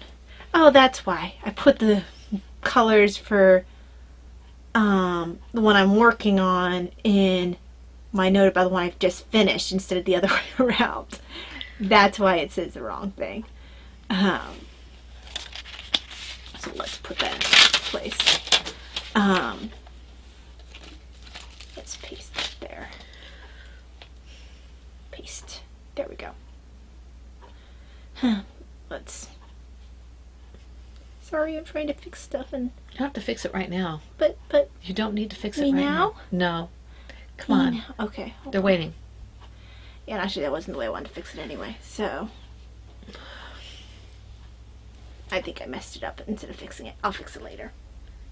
Yeah, I totally messed that up. Okay, so my first one is actually gonna be this one. This is the one from the Tanis Gray class. That's pretty. She suggested worsted with a size 6 needle. That's big. I'm not gonna do it that way again. I don't like the size. It looks like it feels really heavy. It would be... It feels honestly more like a stuffed animal. Mm-hmm. I mean, it's fine. It's fine. It's just I don't prefer that. I prefer smaller, more compact. And for this on a tree, I mean, it's light enough, but if you have a small branch, it may not stay on it. I mean, I think if I do her patterns, I can still use the needle size for Arne and Carlos and the yarn for Arne and Carlos. Because this is a heavier worsted, whereas Miss Babs is... Well, I think probably why they did that is so because it was assuming they're teaching you something. Yes. So usually Yes. they like to do it with bigger needles. So I think if I go down, because I'm using now it calls, I'm actually going down a little bit from what Arne Carlos suggests because I didn't have exactly the right needle size. I think I'm using like a US 2. I'm using really small needles for Arne Carlos, and I'm using Miss Babs. So it makes it a nice compact ornament. And if I do that and the same thing, I could probably still do hers. Because she has some interesting shaped ones as well. She has the long thin ones and things like that. So I'll still get plenty of use out of the class, but I won't do it exactly the way she tells it. Well, the class is just a start off. Right, and I wanted to do it once the way Excuse she me. did it because I wanted to see if I would like it the way she did it. And I decided I didn't. I mean, it's pretty enough. And it wasn't that you didn't like the way she did it, you didn't like the yarn. I didn't like the yarn and needle size. It was too big, and I just don't care for the feel of it. So, all right. I'm gonna have to pull that out of that bag and put it somewhere else. Where'd my needle go? I don't know. It's not behind my ear. I wonder if I stuck it in my... I probably stuck it in with my last Okay. one. Oh, there it is. My first FO is in my Mama C Googly Eye Snap Owls bag. Love this bag, Christina. I love my Schnapp? bag. Love it, love it, love it. Schnapp. Okay. And this is Rena's fault. I think it was Rena who did it. This is the unnamed blue dishcloth potholder project from the Easy Beginners Round Dishcloth Pattern by Bonnie Bay Crochet. It is a free pattern on Lovecraft. And it took me, the only reason it took me 2 days only because I wasn't sure I was going to put the border on it.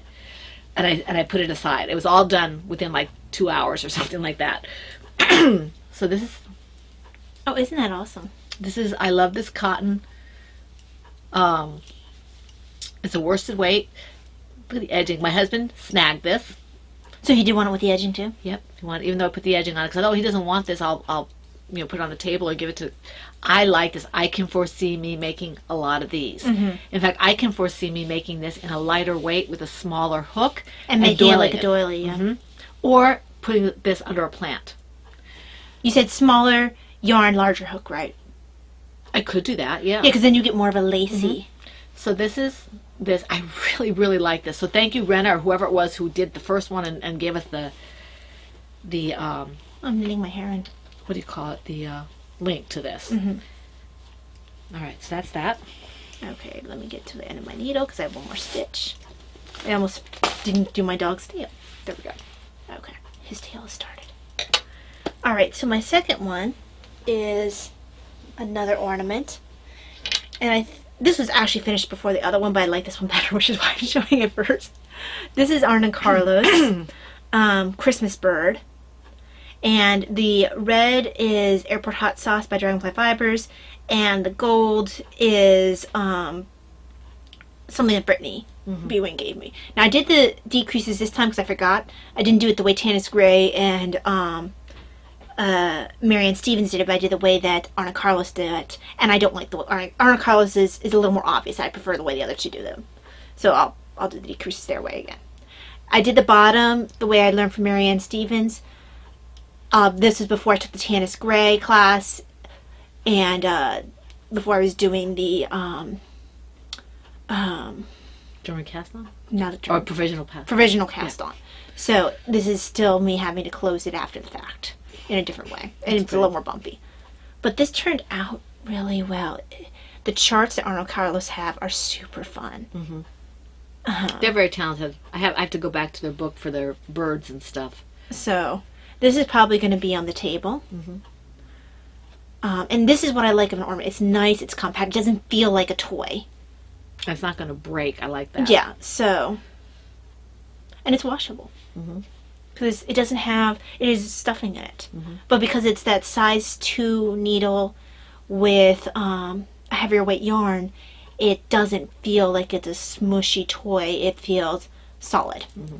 I mean, it's got some smush, it's got to, but it's not quite as smushy as that.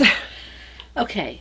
In my, excuse me, sorry for the length of this, guys. Apparently we're just animated. Okay. Even though neither of us are actually feeling, we feel while they're coming in, we both go kind of like that. Okay.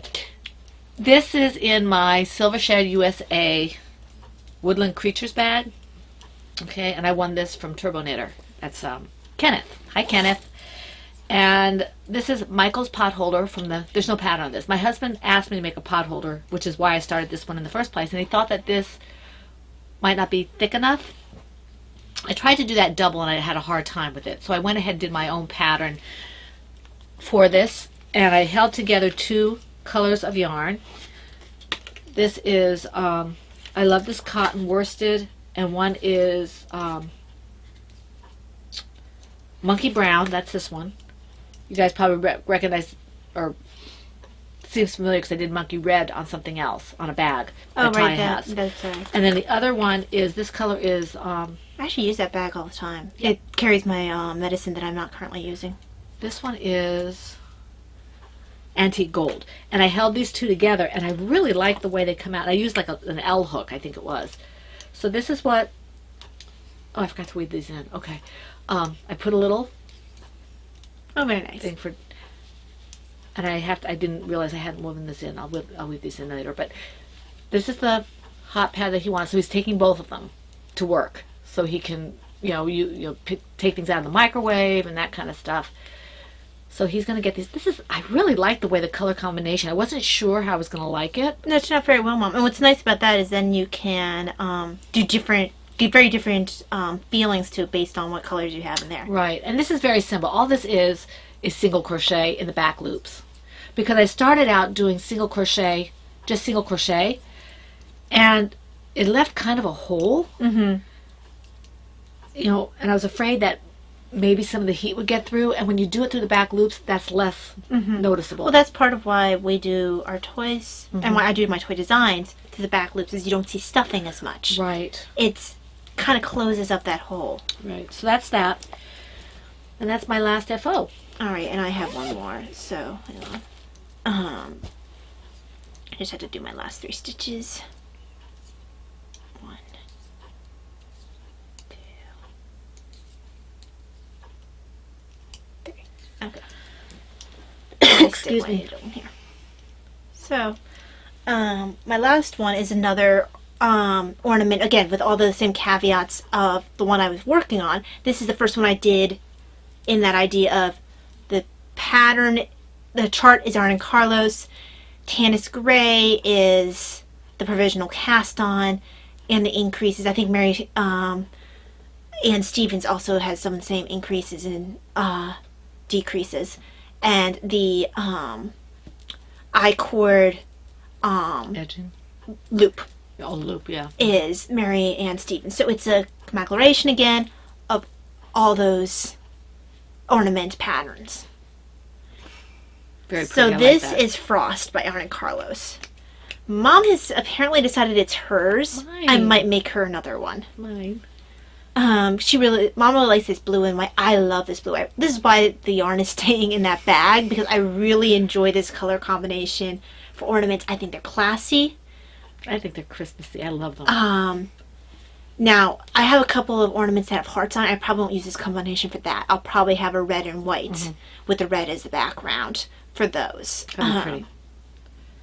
But this one was really pretty. This is Frost, and it's as you can see, it has two different charts that it repeats. And you could probably do, I guess, if the stitches work out, just repeat like one of the. Yeah, probably. Yeah. But I think It looks like a windmill almost. yeah. So it turned out very. They're very pretty. talented. I think like this that. one is probably my Yes. favorite, the bigger one. Yes. Although this is very pretty too. They're all pretty. I like them. If it's sitting like this, you get it's really nice. Mm-hmm. So apparently Mom wants to make another one of these. But that being said, I also want to do another Greek cross. Because I need to have one of those for the table, because I think the Greek cross turned out really nice. And you did that one. And you took the I did original take that one. Greek cross. Which is why I'm not letting you take this one. Fine. I'll make Okay. another one for you. Yes. It's not like I'm going to be running a shortage of Zing. Zing and white. And I have Zing too, so. Yeah. Okay. All right. Now that we're finally through all the projects, only an hour and a half. I'm sorry this is so long, guys. Okay.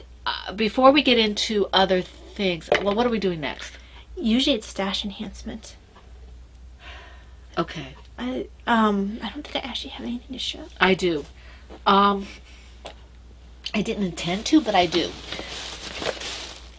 First thing, Oh, that's right. I forgot you did this. this is not to do with knitting or crocheting. Taya got one of these from a friend, and I ordered some. They're little novena cards, Catholic prayers that you say over 9 days. Mm-hmm. And they are absolutely gorgeous. There's 10 of these in here. That's why it's so thick. Now, sometimes you'll hear people say they'll do the request for 9 days and then a 10th day for Thanksgiving, regardless as to how it turns out, because you're saying a prayer for intercession or a prayer directly. I actually bookmarked this group, and I know there's a couple people that like this kind of stuff. Which is why we're mentioning it. Which is why I'm mentioning it, and you know who you are. A very certain person knows who I'm talking to. If you want me to tell you where it is, just let me know via messenger, like you let me know everything else. So she knows who I'm talking to. It says, Viva Jesus. This is in Latin. The actual pamphlet is in English. Yes, the pamphlet's in English. You can get English and Spanish as far as I can tell. Isn't that gorgeous, the artwork? Now, the point of it is why this person sent it to me is it's the surrender novena. Right. So the idea is, it helps you deal with whatever you're going through and accepting, okay, this is for, even though we can't see the bigger picture now, eventually it's going to be okay. I'm keeping one of them, and then there are some people I think, my friend who comes over on Wednesdays probably would like to have one. My friend who comes over from DC might want one. So that's 2 right there. And my other friend from Maryland. I should let the friend who sent it to me from California know that she's having a ripple effect. Right, because it's really important, and the site is gorgeous, very traditional, very beautiful artwork and stuff like that. So that's that. And I got a really sweet card from them, which you don't really expect from bigger companies. And I know that it's just an online company is not, they don't give me the feeling of being small. I know they're niche, but they don't have to do this. Handwritten card. Oh, that's nice. Whoops. These beautiful cards. Look at these beautiful holy cards. The artwork on them.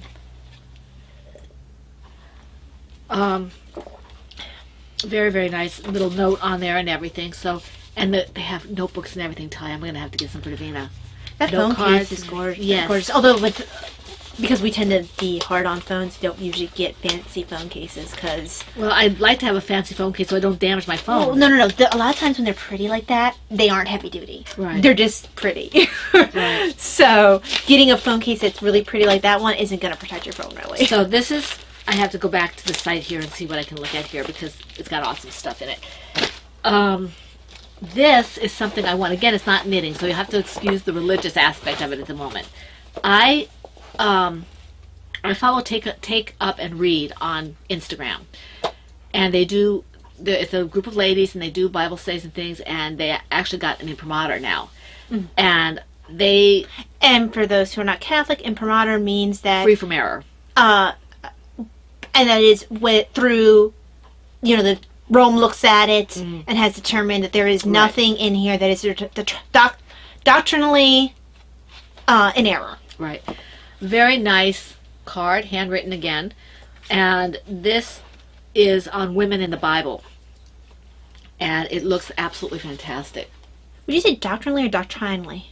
Doctrinally. Okay. So at least I would say it that way. I think it could depend on where you're from, because I think I've heard people say doctrinally. I'm sure they have, but so this one I did their Bible study last Advent, and I really enjoyed it. This is set up a little differently, but I've got almost all their books on my Amazon wish list because I think they're fabulous, and I was thrilled to win it because they had like 600 entries and there were only 4 winners, and I think I was the last one they pulled. So I was really excited about that, and I need to put it on Instagram so I can tell them I got it. But that's that. Because you've never won anything quite like that. You've run things through knitting podcasts. Right, but never on Instagram. Okay, now this, it's been sitting on my, for over a week. It's been sitting here in my bag. I went with Mike and Davina. No, it was after last podcast. But was it just me and Daddy? It was just you and Dad because we went out for Valentine's Day. It was for Valentine's Day. So we went out to Hobby Lobby after we ate. I didn't intend to buy anything. But I came across this new to me yarn. It's Yarn Bee Soft and Sleek DK. And this is so soft. It's acrylic, low pill fiber. There's 478 yards of DK in here. And it was very inexpensive. I think it was like less than $5 a skein. It is so incredibly soft. I have 2 of each color. And I had an orange one, and my husband said, why don't you just pick it up? You know that Talia will use it if you don't want it.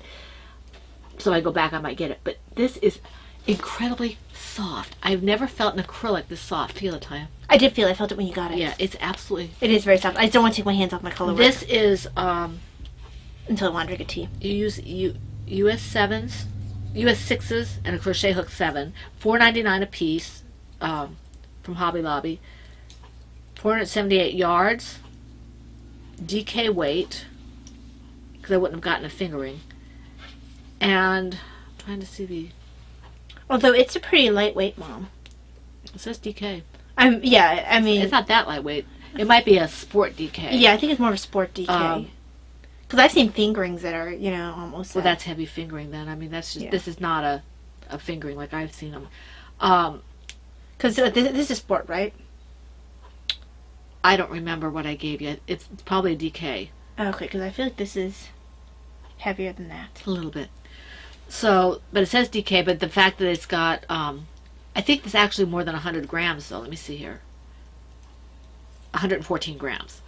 So it's, It's close to, it's not a fingering, but it's probably a light DK. Yeah, it's a pretty lightweight yarn. Just so people have an idea of what they're looking at. It's a light DK because 100 grams of fingering is generally about 460 yards. That's what I'm saying. So but this is 114 grams. But it's not. I'd say it's a light DK. Yeah, it's not what you would call. What do they say when it's a heavier one? It's a Where's fluffy or plump? It's plump.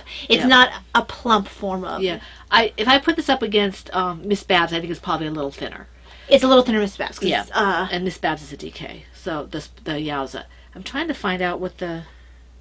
I think it's 100% acrylic. I think you said so. I can't find. Hold on. And the colors. This colorway is Oxblood. Yes, Oxblood. This is Peacock, and this Low one, pill acrylic. It doesn't have any other fibers on okay, here. So that's Oxblood. This is Peacock, and this one here is Irish Rain. So I have no clue what I'm going to do with this. I don't usually pick up a yarn anymore if I don't know what to do with it. I was thinking about doing another scrap shawl, just a plain color. Mm-hmm. I'm not sure. I might make a blanket out of it. I have more if you're going to be doing a blanket. Not if I use all the colors, because there's at least 450 yards each, and that's 6 skeins of yarn. You've got over 2,400 yards of, it had to be a lap. It would have to be not a lapgan, an Afghan if I did it. But so I'm kind of happy with that, and it's very, very soft, and it would be lightweight. So that's why it's such a heavy. So that's my enhancements. Okay. And that leads us on to shop news. Okay, shop news. Before we get into shop news, I haven't had a chance to put up the thread. I did hear from a couple people who said they would like to do the along for my mystery yarn. The way it will play out, I will try to put it up in the next couple of days. It will start March 1st, and it will either go for the month of March or somewhere either the end of April or middle of April or something like that. It'll definitely be all of March, and then I'll see how much activity is in, if I want to have it longer, or if I'll talk to Ty, we'll figure out if we want it to be longer. But what it's going to be is, if you bought the mystery skein and you finish an object, there will be chances for the whips, just like always. But if you did the mystery skein and you finish something, you will get 2 chances at a prize, okay? And if you're just using any of my yarn, I will allow that as well, so that everybody can take part who's used my yarn. Then you can get 1 chance at a prize for the finished object, okay? But it gives us all a chance to see, because it was mystery, so no one has any idea what anyone else got. I don't know what you guys got unless you posted it. So it gives a chance to be like, hey, I got this one. And if you bought yarn and you're only following us on YouTube and you want to be part of this, join the group, okay? We'd love to have you. It's free, PHN, podcast.freeforums.net, and we'd love to see you there. Now, for the shop itself, I have not been able to dye up yarn. I just haven't been able to. I've been driving Talia to work. I've been oversleeping a lot. I don't know why. And I just haven't really been able to get there and do stuff. So I think what I'm going to do is work with some of the dye stock that I have there, so there may be some one-of-a-kinds coming up before I start pulling out the colors for autism awareness and spring and late winter and that kind of stuff. So just keep an eye on that. I'm hoping to start dyeing yarn in the next few days and start posting things. I do have stuff up in the shop. It's sort of full. I've got a fair amount of yarn in there, but hopefully I'll be able to update soon, okay? So that's really, I don't have a whole lot to say about that. Oh, I do know I did get a very large shipment, well, not very large, large for me, of DK yarn and of sport yarn. I did not buy any sparkle DK at this point. If somebody wants sparkle DK, they need to let me know. And if I get enough requests for that, then I'll pick up some DK sparkle. But right now I just have DK.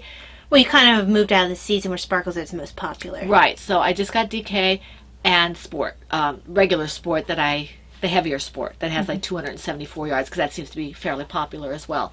So just keep an eye out. I have lots of fingering weight, and I have most of my bases now, so that's good. Okay, and I have worsted. Yeah. Okay, go ahead. Reading.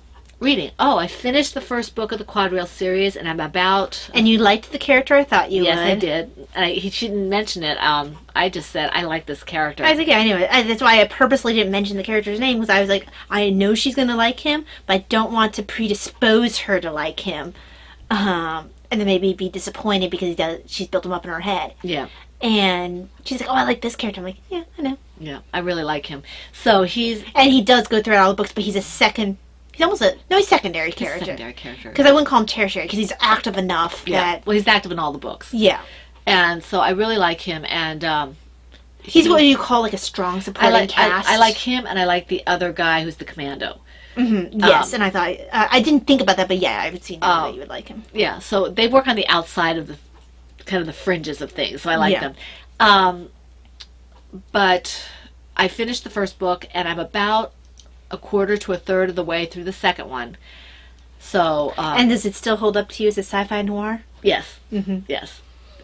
They've just cut him loose from his employer, so we'll see what happens here. Oh, okay. Yeah. Okay. Mm-hmm. So that's interesting. If you are interested in sci-fi, noir, quasi-fantasy kind of stuff, I would highly recommend Timothy Zahn's Quadraile series. It's a 5-book series. I'm on book 2. I do like it. I've read and reread this story multiple times. A couple times on this podcast, I have said, "Oh, I'm rereading this again." It's just a really good series. Yeah, I'm reading him, and I'm listening to Terry Brooks. I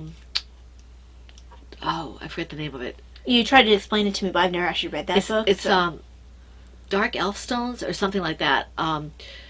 So I started out listening to David Eddings' Pawn of the Prophecy, and I actually have that book. I didn't realize I had it. And I just didn't want to, I didn't like the reader, so I went to something else. And when you're listening to an audiobook, the reader really does make a difference. Yeah. And so I'm listening I alternate between Sherlock Holmes right now and Terry Brooks. I need to look up some of the Benedict Cumberbatch Sherlock Holmes, since you say he reads it very well. I like it. He reads very well. So. And if you're looking for Poirot to be read, Hastings. Like, I will, if I have two choices and you have even if it's Suchet or Hastings, I will choose Hastings to read it. Partially, it does help that it's his character who generally who's narrating. But that actually doesn't have much to do with it. He's just a good reader. The other one who does a good job is Jap. I don't think I've heard Jap's. Yeah, I think because I actually look for the ones by Hastings. And we're talking about the characters, but can't remember the actors' names. I can't remember the actors' names. Except for Suchet. And Suchet, we should say, is our absolute favorite Poirot. Okay. But even so, the better reader is Hastings. And some people just have a better reading style. I don't know who's reading the ones for the Sherlock Holmes I was listening to for a while. But that's a book that guy does a good job too. And I was talking to my dad that, you could never have a woman read a Sherlock Holmes book simply because it's always in first person from a guy's point of view. So it would sound really weird to have Dr. Watson, a woman narrating as Dr. Watson. Now, especially the older ones. I understand that they've had female Watsons in the movies, which... Right. Yeah. It's a different character. Yeah, it's a different character. And it's not in the movies. It was actually just in that one TV show with Lucy Liu. And I don't actually know that show lasted very long.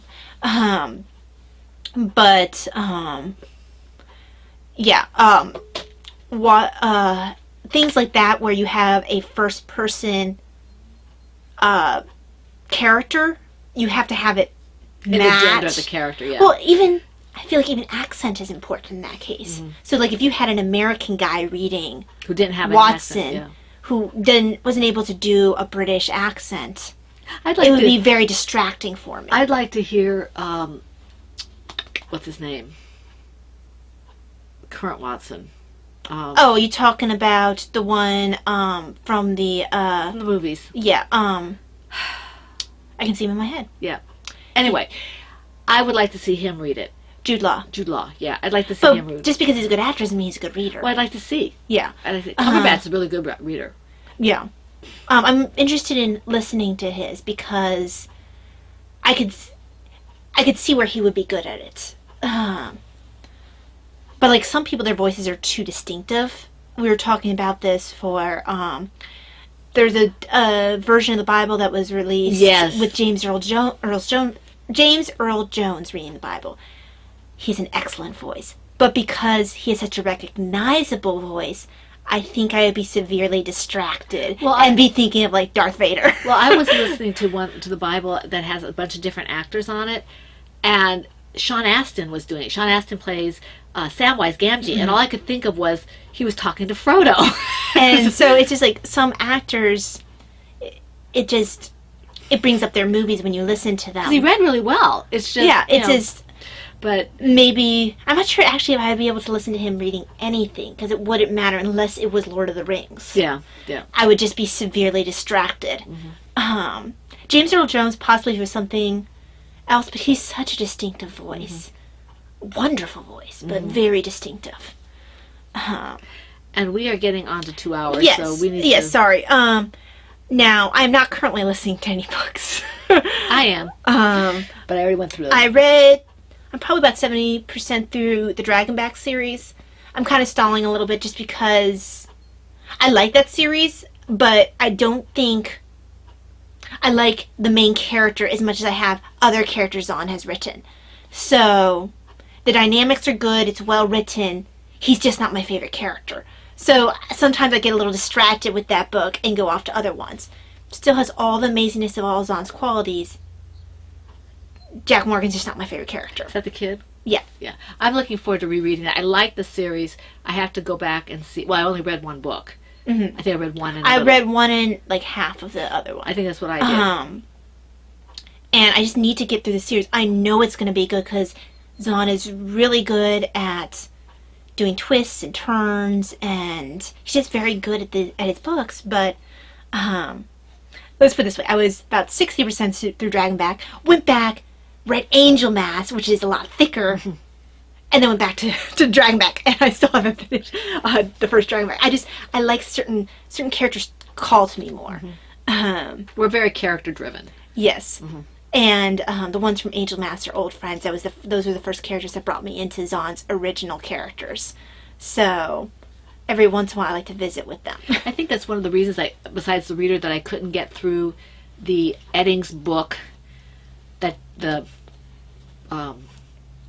Pawn of Prophecy, because I was looking for Sparhawk and those characters. I was looking for Talon and all those people, and they weren't there. So I was I'm not sure I would enjoy that book read. I'm not sure I would. I like to read that. I think I'd need to read that book because I think I have in my head how those characters sound. That's part of why I don't want to listen to Zahn's books. Right. I have them. The pacing is the way I want it to be in my head. I don't think I could listen to Patrick Carr's. Yeah, there's certain books that I do not want to listen to because it ruins the pacing in my head. It replaces the voice I already have there. Sherlock Holmes, I think, is perfect for that. I think we need to move on. I think because it's getting, sorry. My last bit is into watching because I've been doing a lot of like instructional watching type things. I have been doing the blueprint classes, just bouncing around different blueprint classes because I can. And then a couple Curiosity Stream ones. The one I've been listening to a lot, listening to watch, I have had this class for a while. I don't think I actually ever finished it. I might have done one or two, and then I got off a night shift. Or I think I started getting really sick, and I couldn't stay awake. This is before I stopped at the hospital. And it was the Great Courses, and the class is The Secret Life of Words, English Words and Their Origins. I like that kind of stuff. It is so fascinating. It just... And it also makes you realize that some of the things that maybe right now we see as incorrect in the language, it is going to eventually become norm. Well, that's what happens. It's because language is living, and particularly in English, which has tended to be... Well, we grab from everything. We grab from everything, and that's not just American English, it's also British English. We watched about the dictionary, about how, I think it was the Oxford Dictionary. It would have been the Oxford. How they came into being, and how in depth they went and how things changed. It was absolutely fascinating movie. It was it was Oxford English Dictionary. It was I forget who played the parts. One of the parts was played by he was married to Madonna, I think, at one time. I can't remember their names. I can't remember anything. I didn't watch the movie. It was excellent. It was really kind of funny the way it happened though, because Dad's like, "Oh, we got this awesome movie. It's about how the dictionary was done." Because I was actually talking about this class, and he's like, "Oh, really? Was it the Oxford English Dictionary?"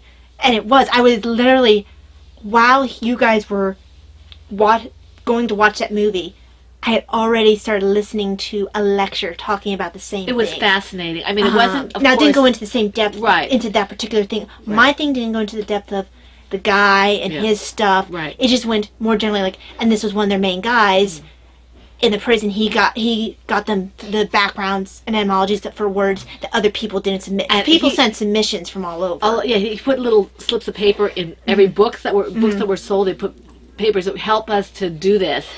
And the main guy who helped was a schizophrenic who was in prison for the criminally insane.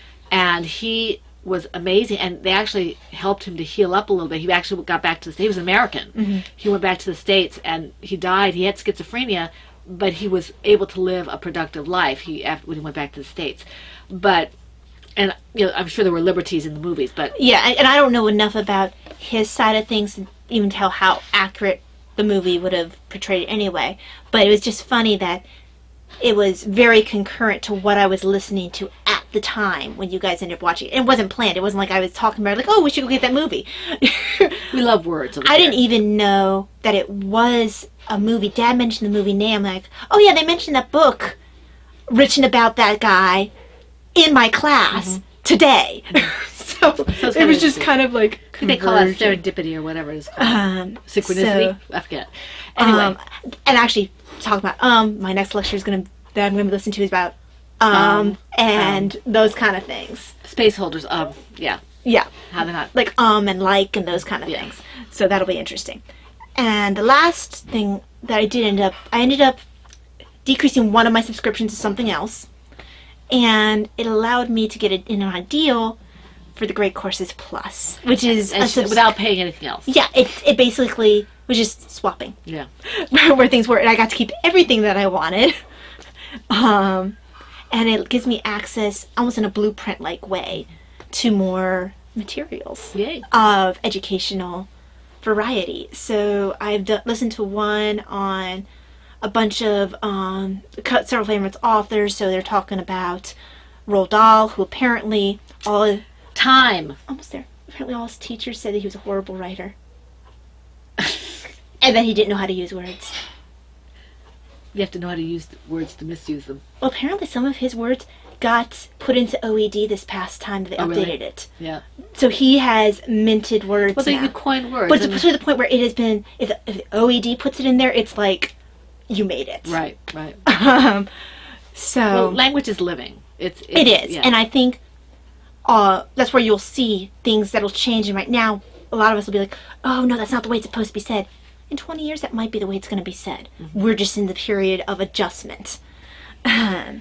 So, yes. Very fun. We're not going to do house news or health news, I don't think. No. Because unless you have something specific to say, because... I felt somewhat human for part of this week, but weather's starting to come in again, so I can definitely feel it. Yes. So we will talk more about that next week, okay, because it is over 2 hours, and you guys probably have things to do, like a life. I don't know. Go figure, right? We do want to... well, they want to talk about the secret life of words. Yes. We want to... was I supposed to do 2 stitches there? Yes. I want to thank all the people who commented on YouTube. Pat, Looney Hiker, Renna, Heather, Brittany, Marie, and Sue. If there's anybody that I missed, you hadn't been on there when I looked. So we appreciate your comments. I think I answered everybody on both places. I think Sylvie was on the thread, so thank you for that. If there was somebody else that I forgot or I missed, I apologize. We had a lot of awesome comments. Thanks everyone for all your nice comments. Yes, they were very nice comments. And thank you everybody who chimed in about the along. That will go up in the next few days before hopefully March 1st, and everything will be started for that. This tea is excellent. Yes, we want to wish you all a very wonderful, blessed week, because we're planning on podcasting next Saturday, I believe. That's not the Advent thing, is it? The 7th? It's the first Saturday of the It is the first Saturday. Hang on, I'm pretty sure it's the first Saturday of February. I don't know if I marked on my calendar. Okay, keep an eye open for when the podcast goes up. Yeah, because it might go up a little late. I was thinking it was next time around, because I think we have one more weekend for the Saturday. Okay, so Next Saturday is the 29th. Okay, so we will be podcasting on Saturday, this Saturday. Yeah, because the 7th is until the weekend after that. Yeah, and we will talk about the other one after. So we hope to see you here next week for the Foot in the Woman Cave. We want to wish you all a blessed week full of knitting, crocheting, whatever it is that makes you happy. And this is the Pen, Hook, and Needles podcast, episode, 390? Yes. And that's a wrap. Bye.